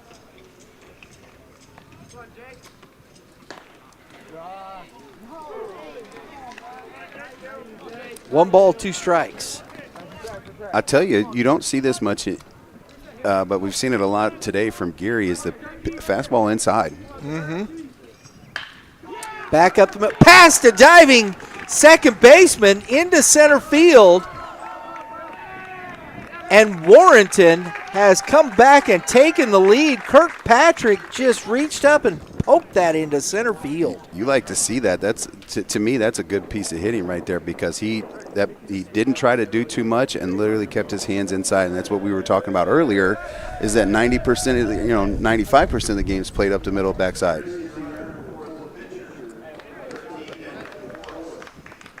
So that's going to do it for Geary. Talking to his glove on the way off. What happens if the glove talks back? Then it's going to be a little weird, I think, Mitch. Yeah, I looked at his glove, and it looks like it's got a mouth on it, so it talks back to you. So that'll do it for Geary.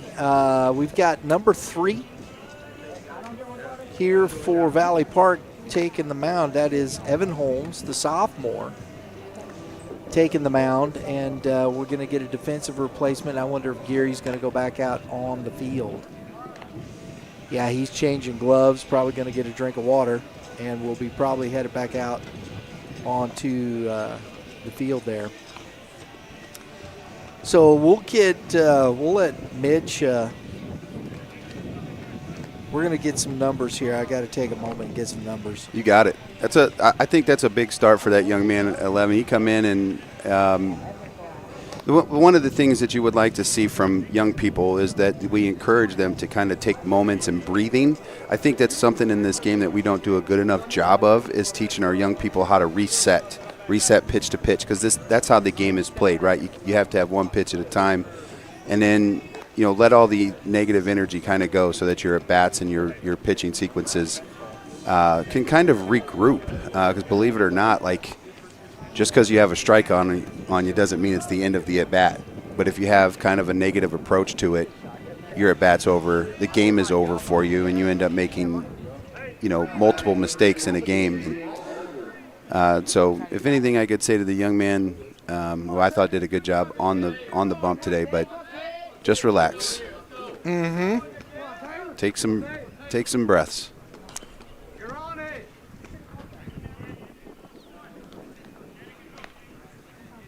So this brings up the first baseman, Olger,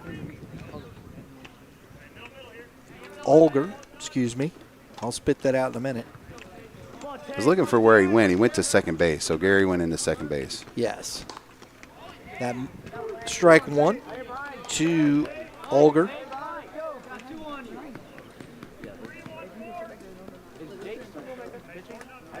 Oh, 2. Excuse me, 0-2. I knew that. I was testing y'all. Right at the shortstop, St. Clair, and finishes the inning. You got to love baseball. He sent him earlier, and it hits a little 17-hopper through the hole. He gets a missile, and he's running, and it happens to be right where he was standing because he was covering the bag. The Warriors take the lead as we head to the top of the 5th inning, 3-2.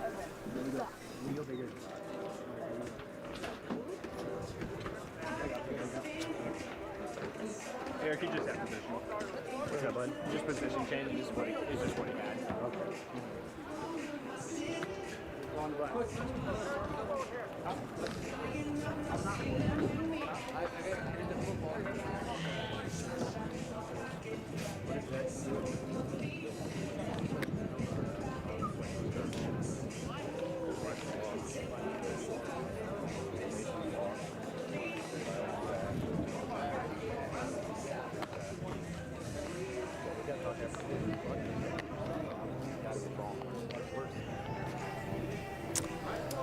Well, this player spotlight brought to you by the Hitting Zone. Let's go. The Hitting Zone, STL.com. Go check it out.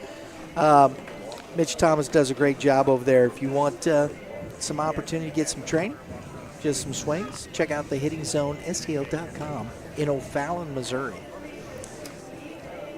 The pitcher, Luke Geary, 3 2/3, 5 hits, 3 runs, 3 earned, 4 base on balls, 7 Ks.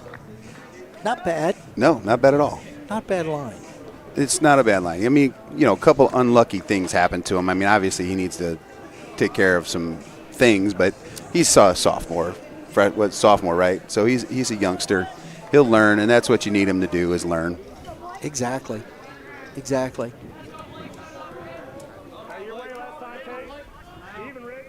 All right, leading off here in the top of the 5th for the Valley Park Hawks, Blake Whitney.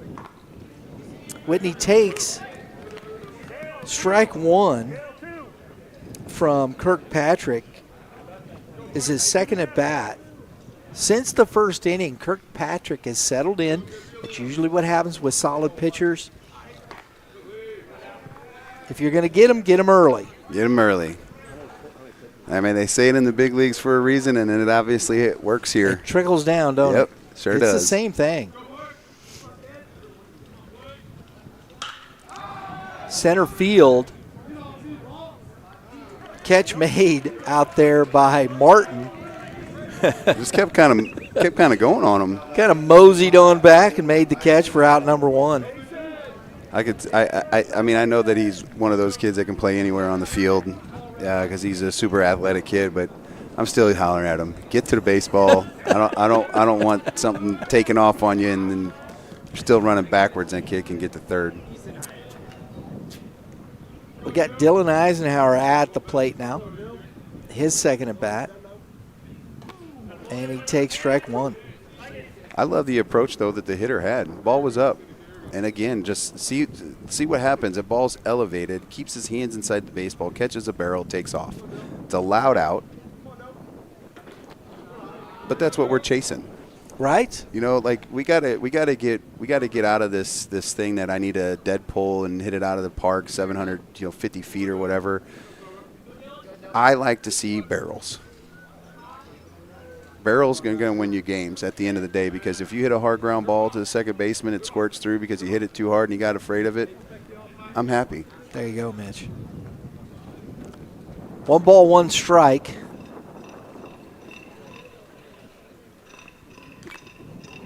Fouled back off the catcher's foot. Says he's all right. 1 and 2. Most catchers would say that even if they're not. They're over there. Yeah, I'm okay. I'm okay, Blue. I'm okay. No, you're not, son. Take a moment.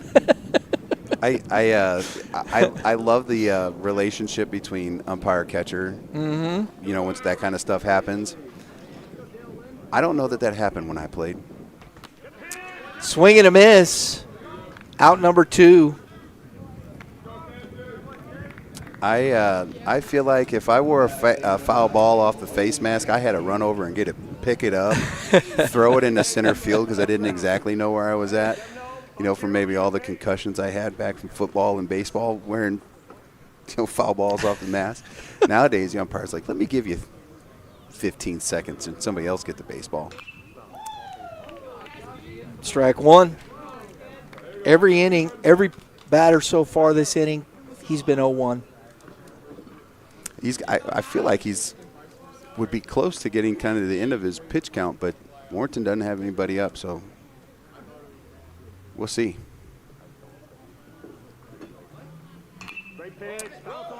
Another foul ball for strike 2. 0-2 now, the count. I like the pop by the catcher there. Take nothing for granted. Absolutely.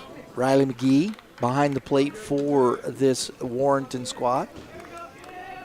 Taking over for guy that was a fixture back there in Austin Haas. Big shoes to fill. I think he was a size 9. I knew that was coming. 1 ball, 2 strikes. Looks like we got the Rebels from Central showing up down there. I'm going to have to go check them out, say hello to the coach.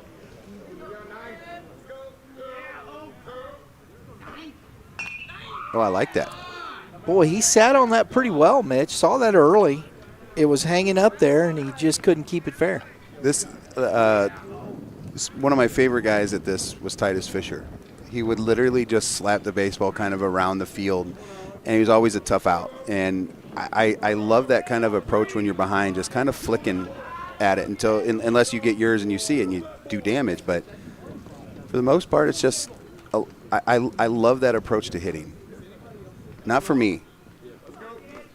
Not for me, though, personally. We're hitting tanks, boys. There's a reason why. Dude, but look at you. You're not a $120 soaking wet. No. I had the Loch Ness Monster in my forearms when I was in high school. Looked like a catfish belly. Here we go. 2 balls, 2 strikes.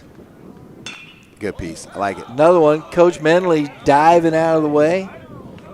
Slap the baseball around. Oh, I was like, don't make Coach go get it. It's always funny, Brian, when people come talk to me about hitting and stuff like that, and I talk to them about, like, hitting the baseball up the middle, right side, and they go, Coach, I've seen you play. You played with my dad or played against my dad, and they're like, when have you ever hit an opposite field baseball? And I was Never. like, I got 2 opposite field home runs in like 25 years of playing baseball. Oh, man, I'm sitting dead red, dead pull, baby. Oh, yeah. I am I'll tell you as a hitter I am. There's no glory in going the opposite field. But I can flick my wrist and still hit baseballs out because I'm strong, or was strong. Oh, mercy. I'm soft like the butterball now. I feel like since it is Easter, I feel like one of them peeps. You can the little squishy ones? Yeah. Ooh, I don't like those either. I don't either. I'm not a peeps guy. No. But I'm squishy enough that I come back to, it's like that's going to be your new nickname now is Peeps. I'm good with that. I feel like I got memory foam when you poke me in the belly. As long as you don't giggle like the doughboy, right? Oh, that's yeah. When I was younger, I was definitely 100% called doughboy. Oh, mercy sakes! Real little, I was called Bam Bam from Flintstones. So I carried that big red bat around. They always in my diaper. Looked like Bam Bam. It was most likely a cloth diaper too. Didn't have Pampers. I don't know where this conversation just went to, man, but Is this baseball? Yeah, it's baseball Hey, related. guess what, man? The Hickman Cupies just took a 2-0 lead on the Mexico Bulldogs. Cupie. That's funny that we talk about Cupies now because what is a Cupie? Right? If you don't know what a Cupie is, go look at a Cupie. Oh, and he hung in there. Get Oh, look to at- first base, young man. Alger is learning the cues of first base, and that's one right there. Yeah, you know what though? Hats off for Kirkpatrick for having a little high IQ there and not taking it for granted that he's going to be there. We got a That mound was visit. but I want to say this. That was a heck of an at bat by Owen Caskey. Kept, as you said, he's flicking, and then boom, gets one in off the hands. Yep. In kind of a precarious spot. Little mistake there by the first baseman, but gets on base, man. Yeah, here's my thing. I always ask this question just because as a former first baseman, as a coach, what do you want your first baseman to do? Do you want him to try to attack the baseball, which typically in that moment you kind of want to, hey, go get that baseball because it's a soft liner, can you get to that ball, cut it off? And then it's just outside your depth, Right. outside your range. And I think part of that comes with communication between your first and second baseman. There's not enough of that. We talk about it. How many times do we talk about it on the show? On the podcast, the Hitting Zone podcast. We talk about it all the time. High IQ stuff, right? Right. Knowing your situations, communication that's part of the development process. And that stuff's got to happen pre-pitch. Hey, a ball hit in this gap, stay, cover the bag, I'll get there because I'm playing deep or I'm playing pull side, stuff like that. So we're back to the top of the order, and we have Luke Geary up and the tying run on base. It's ball one. So kind of a long visit there. What do you think Coach Burley was reminding Kirkpatrick of? I'm assuming just breathing because nobody walked down there to the mound, so this is probably his inning. I think it's a lot of pitches early on, but that's out. That got up. Nope. No, to the track, and the Man, I catch thought he hit is it better. made. Cale Lemkel makes the catch deep into right field for out number 3, and they strand one. We head to the bottom of the 5th, 3-2 Warriors.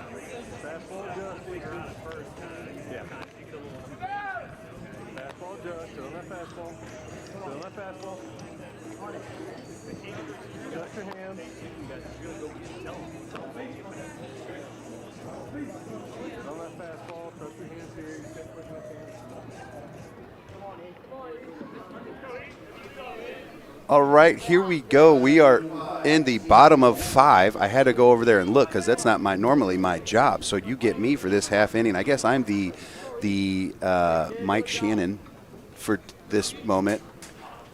Bottom of the 5th. Not of Jack, but of a whatever this is of water. If you are a Mike Shannon fan, you know the bottom of the 5th reference. But we end up getting into a heck of a ball game. 3-2 Warrenton. We are down 0-2. I don't have the roster in front of me, so I'm going with number 5. We're good. Fans know what's going on. Miss French, if you're still watching, you do not. 0-2 single into left. That's going to be a few bucks in Kangaroo Court.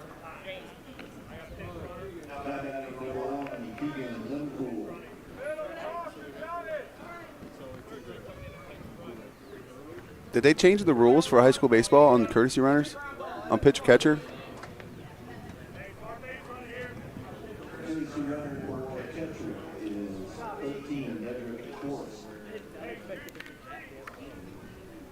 I have to find that out. I have to ask.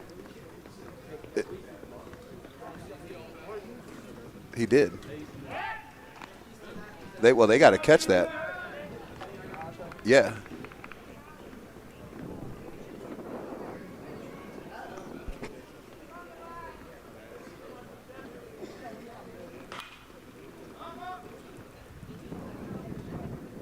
What's he doing?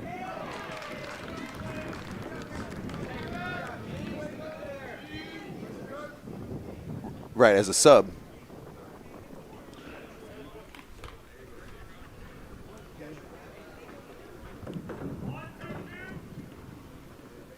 Yep, I have my headset on. I can't hear what's going on. We were trying to figure out, like, just to kind of let everybody know what was going on. That young man that's running at first base ran for the pitcher, and so we were kind of talking about the proper way to enter him was he has to come in as a substitute. So I think they announced him as a courtesy runner, didn't they? Interesting.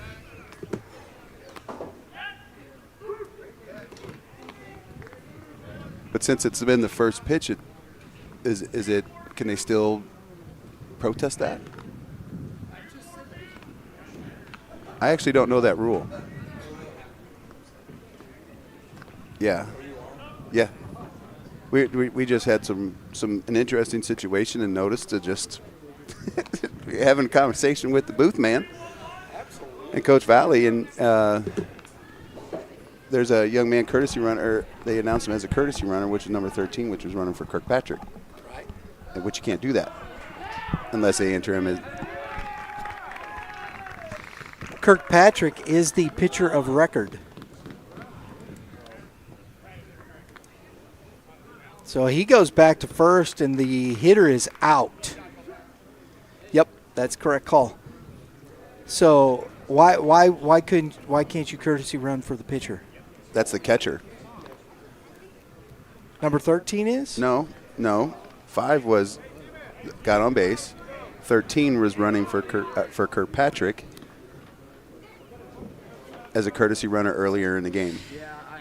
Yeah, I don't think you're supposed to use the same guy for the same. Yeah, you can't. Yeah, that's Missouri. That's high school rules. Unless he was entered as a substitute. Right. Yeah.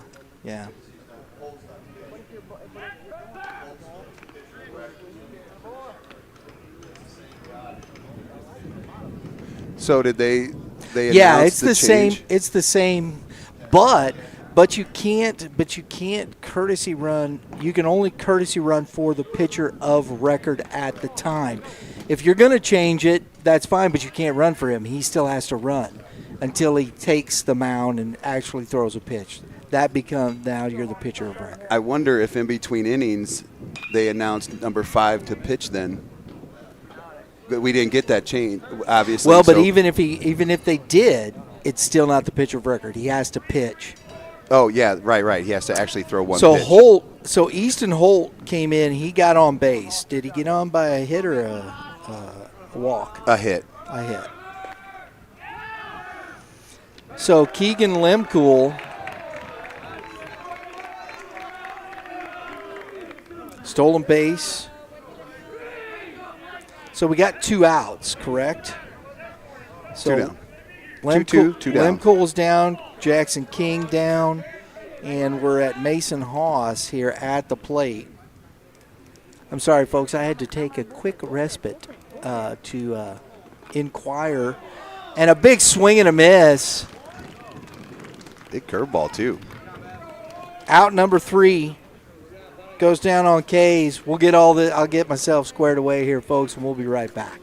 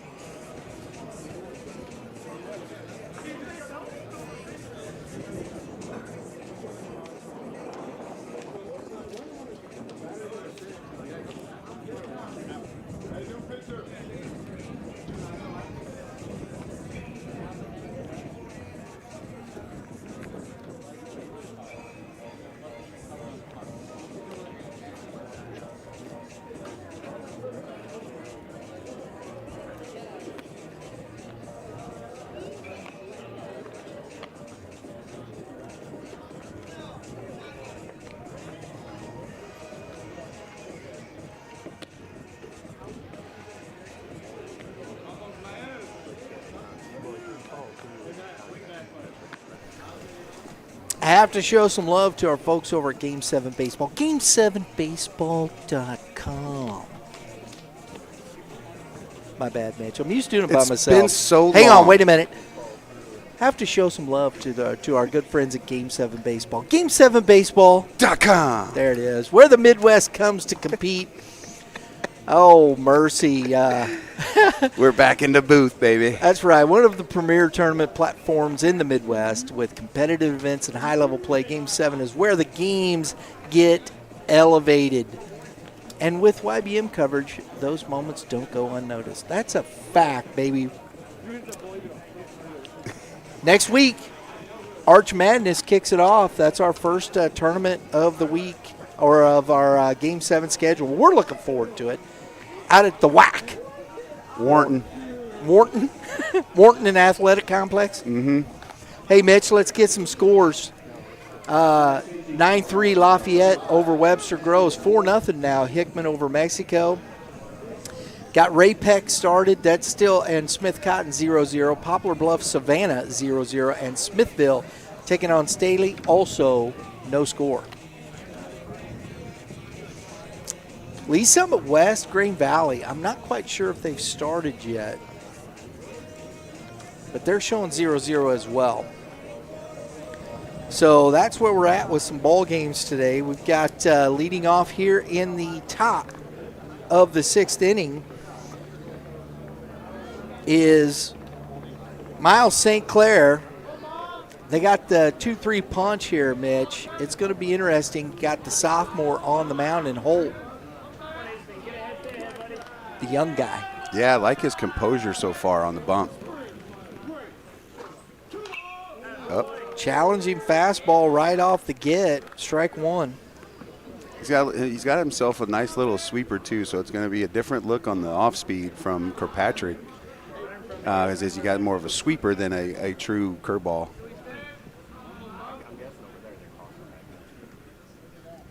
Long look, figuring it out here. There it is. Quickly 0-2.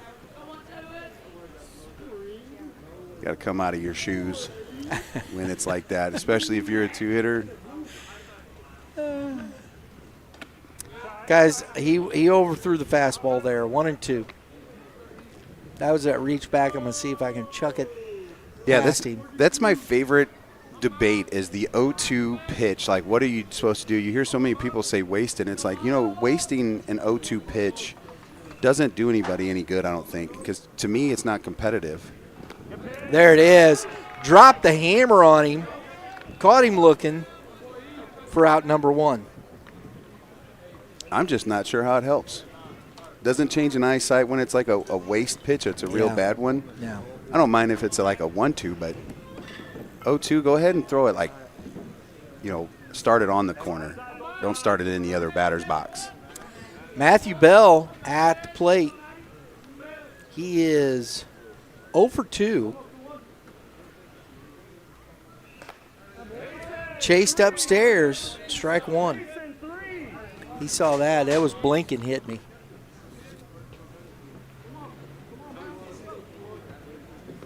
Now the smell of sunscreen. Such a beautiful thing. Gotta love it, baby. Misses low. 1 ball, 1 strike to Bell. Valley Park's running out of opportunities here in this ball game. I'm more of a mineral kind of guy for my sunscreen. Mineral? Yeah, I like the stuff that turns you purple. Is that like essential oils? No. Okay. It's terrible to actually, like, if you have hair, like hairy arms, because you have to rub that stuff in. I look purple. I look like borderline Grimace. Ooh, there's a challenge fastball, Mitch, and Bell just couldn't quite catch up with it. Barney's a little weird to me. Grimace loves cheeseburgers. Yeah, I'll take the Grimace. Give me a cheeseburger. I could use a cheeseburger. I guess they're plain. I don't think they're cheeseburgers. Cheeseburger. Burger, cheeseburger, cheese. How we get to some of the spots that we get to in some of our shows and games is just wild. Hey, it's just us. Well, that's why I like watching Brad Thompson. Because I feel like I got a little bit of Chris Duncan in me, It's Manto's. I like Brad Thompson. I think he's funny. Absolutely love that 15-year-old that's on the broadcast. That's like it's hilarious, man. 5. I mean, I love breaking down and analysis and all that stuff, but some of those guys, I won't say who, Jim Ebden, it's just boring.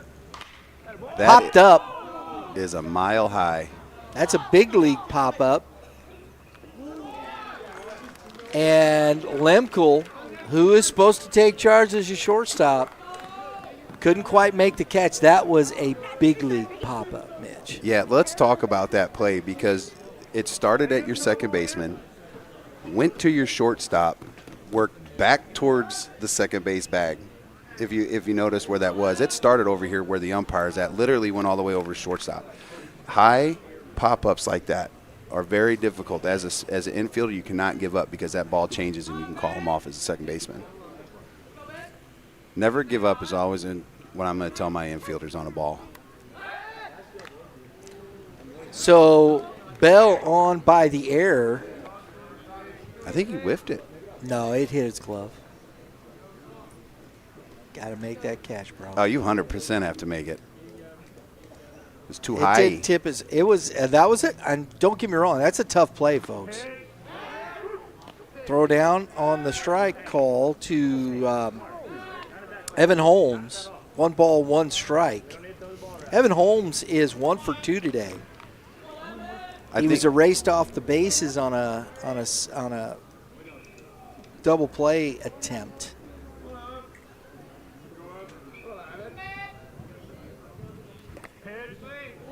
Misses in. 2-1. This is the thing about reps for young people that we need to understand. How easy, which it's not, I'm being sarcastic here, to hit a fly ball like that in practice, right? You can't, as a coach, you don't really get to mimic that kind of pop-up, and so, whether you do that with machines or, things like that, it's still very difficult to mimic a ball like that in practice. Right. And so what needs to happen is you need to understand spin from a hitter. That's a lefty spin. Where's the baseball spinning? That's why it worked all the way back towards second base. Ground ball to Lemkel, waits on it, takes the short way, gets Bell at second. That was a nice play. He didn't rush that, Mitch. Yeah. That's the interesting thing about like turf is if you go get that, you're probably taking yourself out of the play at second base, which you always want to try to get your lead guy. Mm-hmm. And it was hit just hard enough that he took that chance, but it was also hit slow enough that if he's a speedy runner, he might get there on time because it was, kind of chopped there. It was a bang-bang. Brings up Brendan Duffy. Duffy gets hit by the pitch.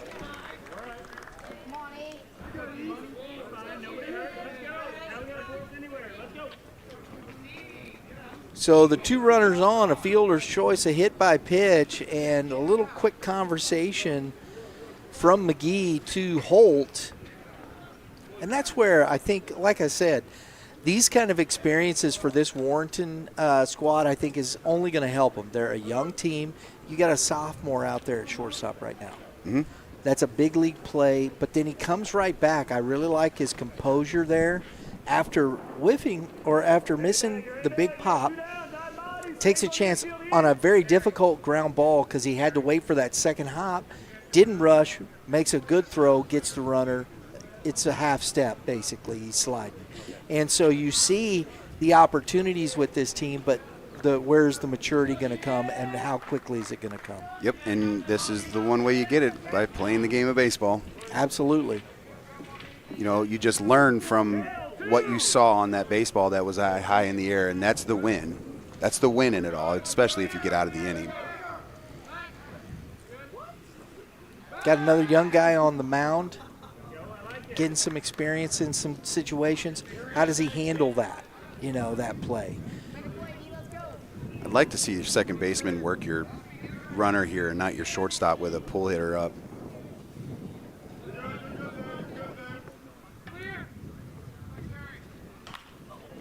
Little flare back to Holt. And he's out of it.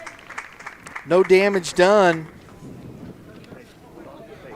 We head to the bottom of the sixth, 3-2 Warriors.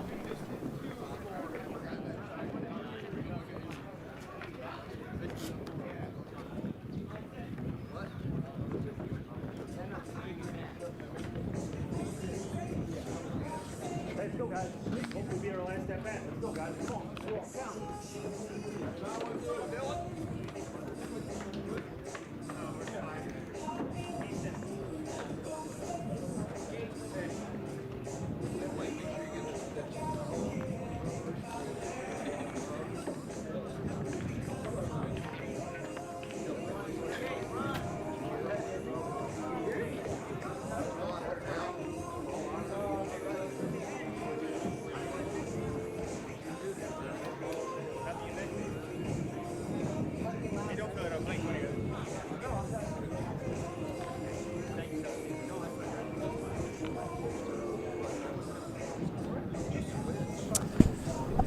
Folks, we want to thank our staff.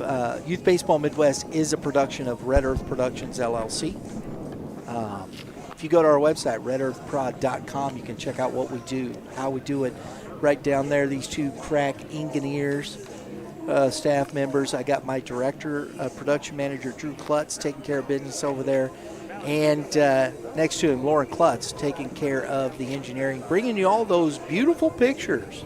Hitting the buttons, bringing you the camera shots. We got a beautiful day out here at CarShield Field. We appreciate the use of the booth. It's nice to be up in the booth. We appreciate it. We got Sam back there. He's taking care of business. We always appreciate the hospitality here. They open the doors for us and take care of us, so we appreciate it greatly. And we got half inning, a full inning here. You think Warrenton holds on to this, Mitch? Well, they are set to do so. It feels like they've kind of taken the momentum and kind of it's in Warrenton's dugout if there is such a thing as momentum. they're invested in the games, and we'll see how this young man coming in for Valley Park, how he does against this top half of the lineup. He's got to get through the 9-hitter, but he's got 9-1-2, and we'll see. Definitely feel strong if Warrenton scratches a run or two. Absolutely. Because Holt looks good. It feels pretty good here today. You know, with this a good way to start off the day. We got a triple header for you. We got the St. Louis Patriots and Central High School from Park Hills mode for the next one. So stick around. That'll begin after this one. It's scheduled for a 2 o'clock start. We'll see how everything goes with how we finish this one here. And we got 2 balls, no strikes to Riley McGee, the catcher, leading off here in the 9-hole. Stanley and then Martin. And a ground ball to St. Clair. He bobbles it. Oh! Stretch. Geary at first base. Hanging in there with it. Look at that. That only looks like 6-3 on the scorecard, but much better. It looks like hurts from my eyes. That's what it looks like from there. What do they say? Behind every good fielder is a first baseman who can do the splits or something like that. Yeah. The saying goes. We got Dylan Eisenhower on the mound.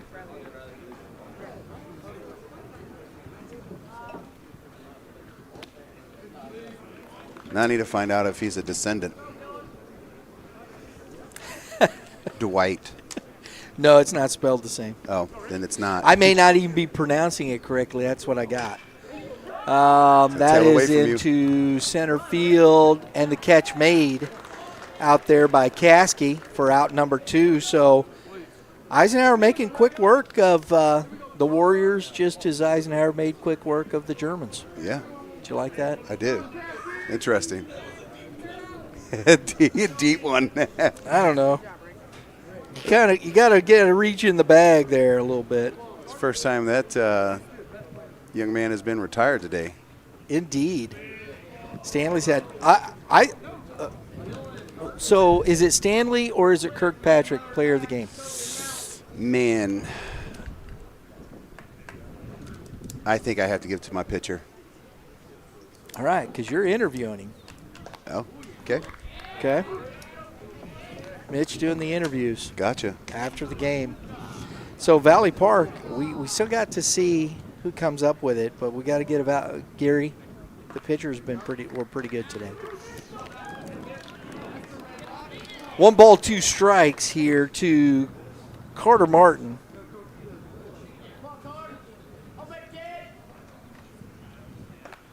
The big Ephus. Ephus. That's the gravity curveball right there, Mitch. 2-2.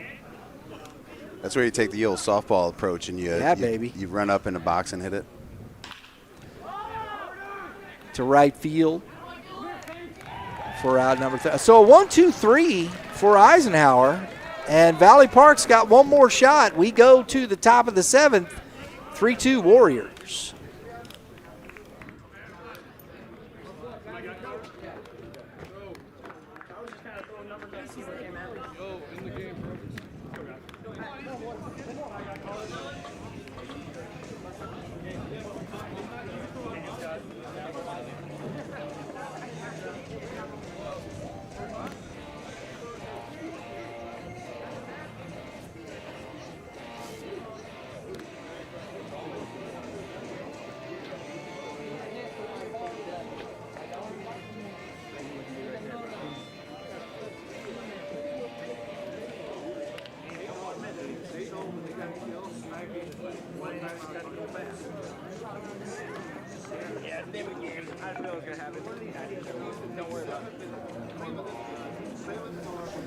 Let's update you on some scores. Not much has changed, really. The Lafayette is 9-3.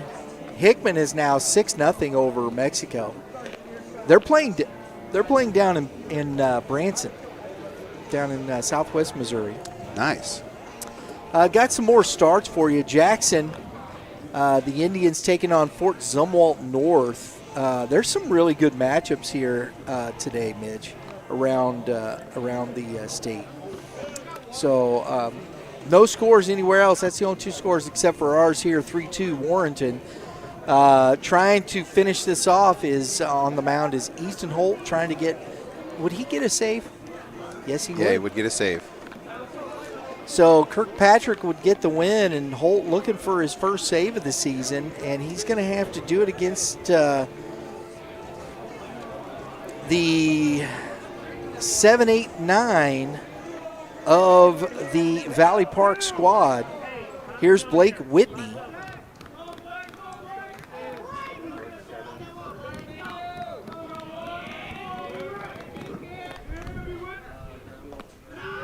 And that is ball one.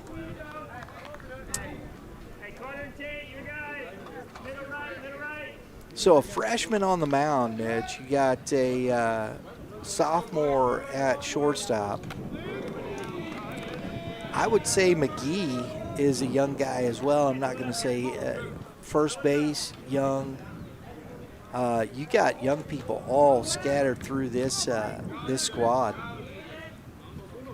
It's go a long way. Get a good win here today against a very good Valley Park squad. Yeah, I was impressed with kind of the composure that is Valley Park. I'd like to see again what's behind Geary as he had a good day on the mound. I think he did a good job on the bump. Mm-hmm. Yeah, especially getting the top hitters out for Warrenton and Kirkpatrick and Martin. 2 balls, 2 strikes. But you're correct. I don't know if there's a senior on the field right now. Yeah, there is. Martin.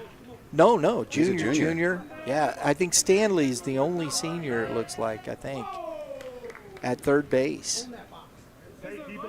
So think about that, man. That's a young squad. Yeah.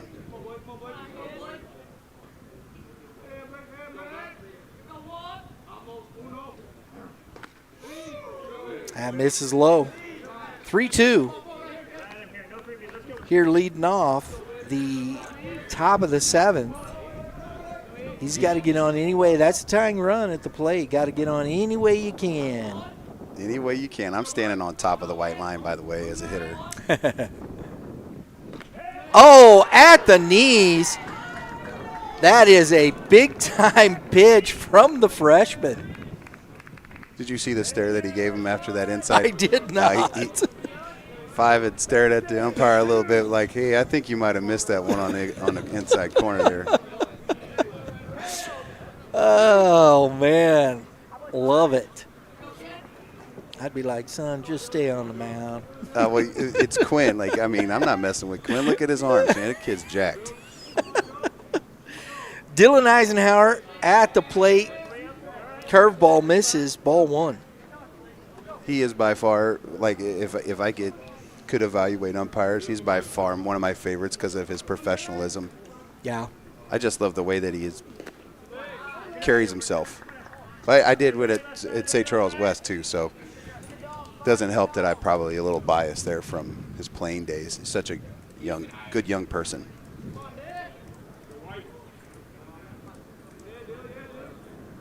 Mm. 2 balls and a strike. We must be in the take till you get a strike mode.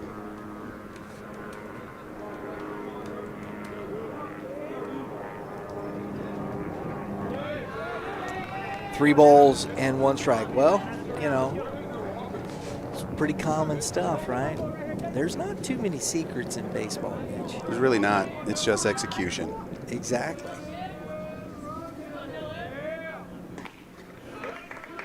That's why I know it's a little harsh. Sounds harsh.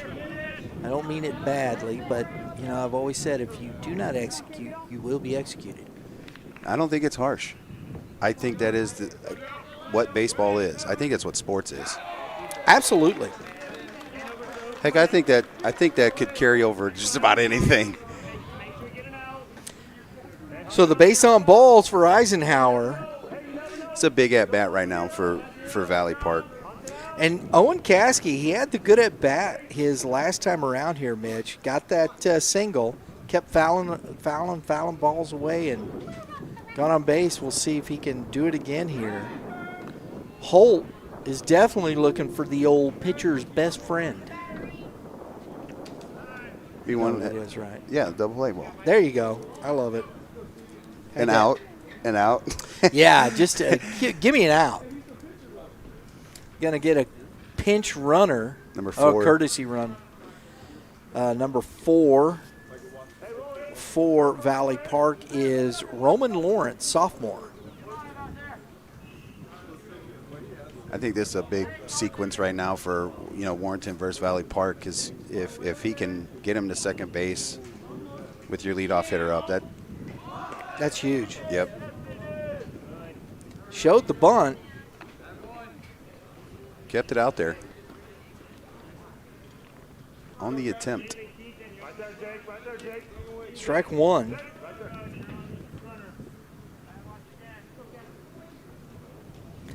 Shoot, it's showing Rick Stanley as a junior.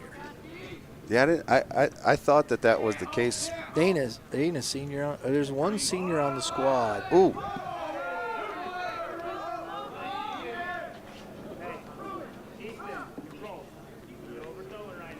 That was a crazy play. Got runners at second base. Hey, you never know. I'm actually. I wonder what coach is going to do here, and if the shortstop's going to continue to hold him on with a guy that last at bat tried to slap the ball left field a lot. Yep. I wonder if they'd put the old switcheroo on. You got the top of the order. I thought he was going to bunt. He tried. Oh, that's a big cut. Inside Caught the catcher. thigh. Yeah, baby, those are fun. 1 ball, 2 strikes. You see that a lot with that one knee down. Catch that inner thigh. I can't tell you how many bruises. One of the best things that they came out with was that wrist guard that had a little bit of padding in it, and it would right on your radial and that bone right there on the inside of your wrist. I go block baseball, and I'd have my thumbs out or something like that, and I'd just wear it, and I'd be sore for a long time. And I'm not sure exactly how I was able to hit and have decent numbers as a catcher Because with you how wanted beat to up. hit tanks. No, I was just beat up all the time, though. And it didn't matter because you wanted to hit tanks. Well, that's true. I did swing hard. So 1 ball, 2 strikes. We'll do it again. There's another one. It all started with fishing, Brian. My dad used to tell me to set the hook like I meant it. And then it turned into swing hard in case I hit it. Because it could be a rock, it could be a stick, or it could be a 7-pound bass. There you go. One of 3 7-pound options. bass. That'd be a fun. Right? That'd be a fun catch, man. Yeah, you know how many rocks and boots I pulled in? I did not. I pulled in more tennis shoes than 7-pound bass. Oh, mercy. And that's to the netting. 2 balls, 2 strikes. See what Warrenton does here. They're going to play the infield in. Tying run 90 feet away, Mitch. See what the freshman's got. If he can settle himself here and make a pitch. Yeah, he's got to have that mentality. Looks like Warrenton's playing in.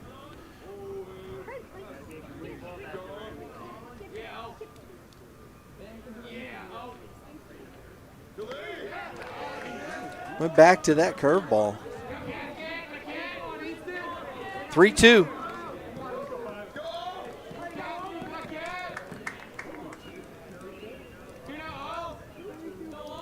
Catcher had a lot of confidence in the pitcher. He's calling the game. Coach isn't.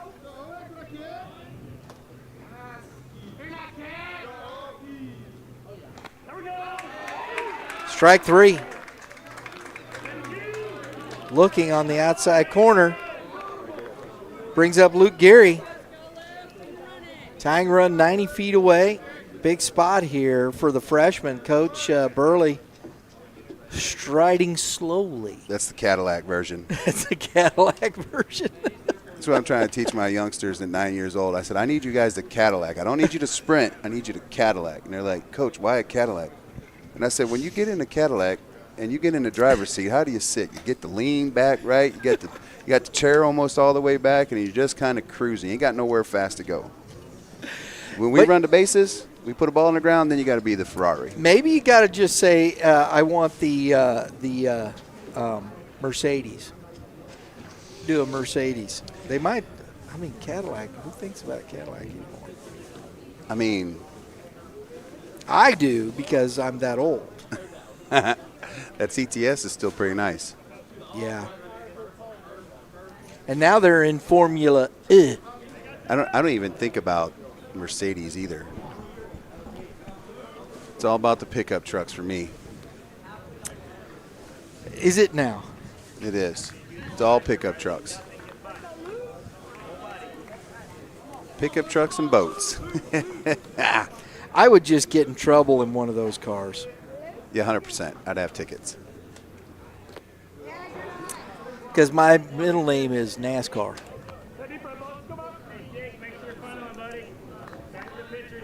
We got 1 ball, no strikes to the leadoff, Will Geary.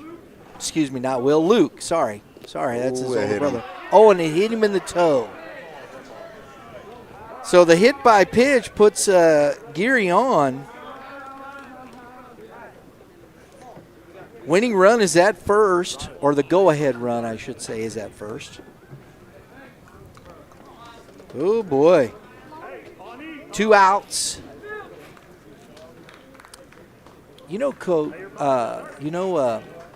Coach Burley, he's going to want to see this through and see how his young pitcher does. Are they giving him the bag? Not even holding him on. No, they're not. Don't throw it over there. Oh, there we go. Is. I'd have told my pitcher to step off first.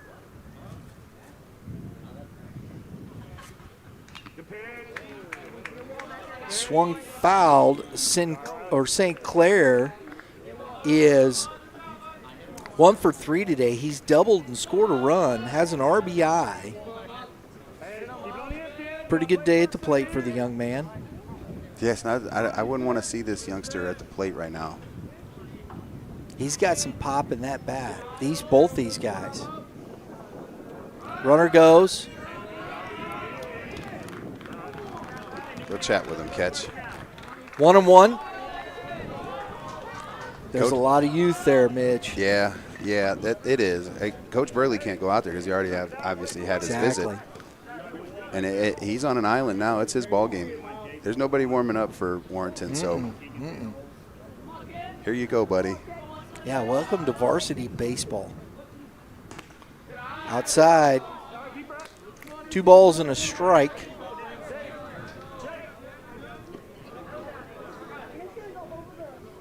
I'd put him on.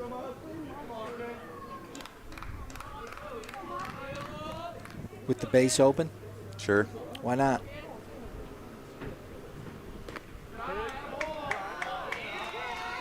Three balls and a strike. I mean, I'm definitely, if I'm going to pitch to him, I'm going to let himself get out. I'm definitely not throwing a cookie here. Give him the oatmeal raisin.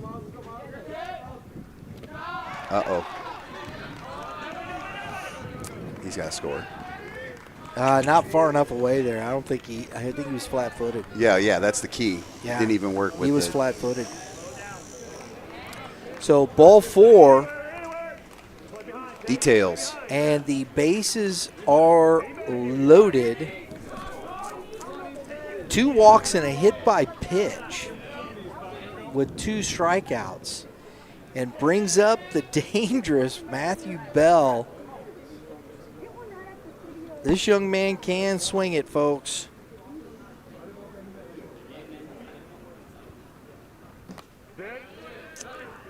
Strike 1. That big curveball. It sweeps in out the sky.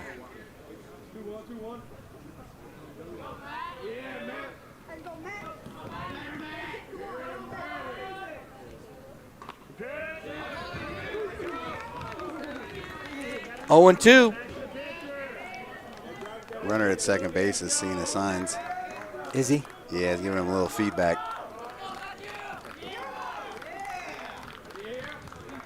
I like this, though. This young man, as young as he is, man, you could tell he's a little bit nervous, but notice his chest is not so heavy right now. Uh-huh. A little more relaxed. Big pitch coming here. Yes, sir. Oh!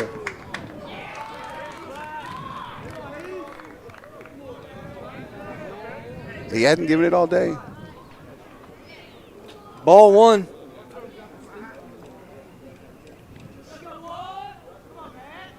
I think Quinn needs to go to college. Get an umpire, because that's a. Oh, just foul tipped it.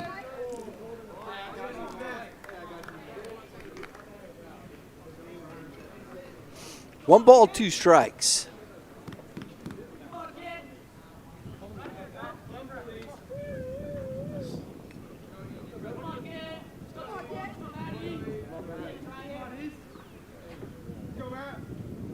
I think I have more anxiety than the young man on the bump right now. Oh, what Popped a pitch. up, That's coming and back. it's going to get out of play. Duck and cover, folks. Duck and cover. I heard it hit concrete. It did. About 3 rows behind the dugout. One ball, two strikes. Top of the 7th inning. Bases are loaded. 2 outs. Freshman on the mound, facing the senior, Matthew Bell, going to SIUE. Can we throw some more on this? Boom! Strike 3. Holt leaves the bases loaded and finishes the game. A 3-2 win for the Warrenton Warriors. We're going to get our players of the game from each squad. We'll have those up on our socials here. Folks, we'll have Game 2 starting here soon. We'll let you know when. Probably get a good, I don't know, what's the time frame between games? Do we know? 30 minutes. So we'll be back in 30 minutes. All right, here on the channel. Wow, dandy. Warrenton Warriors over Valley Park 3-2. We'll see you back here for Game 2.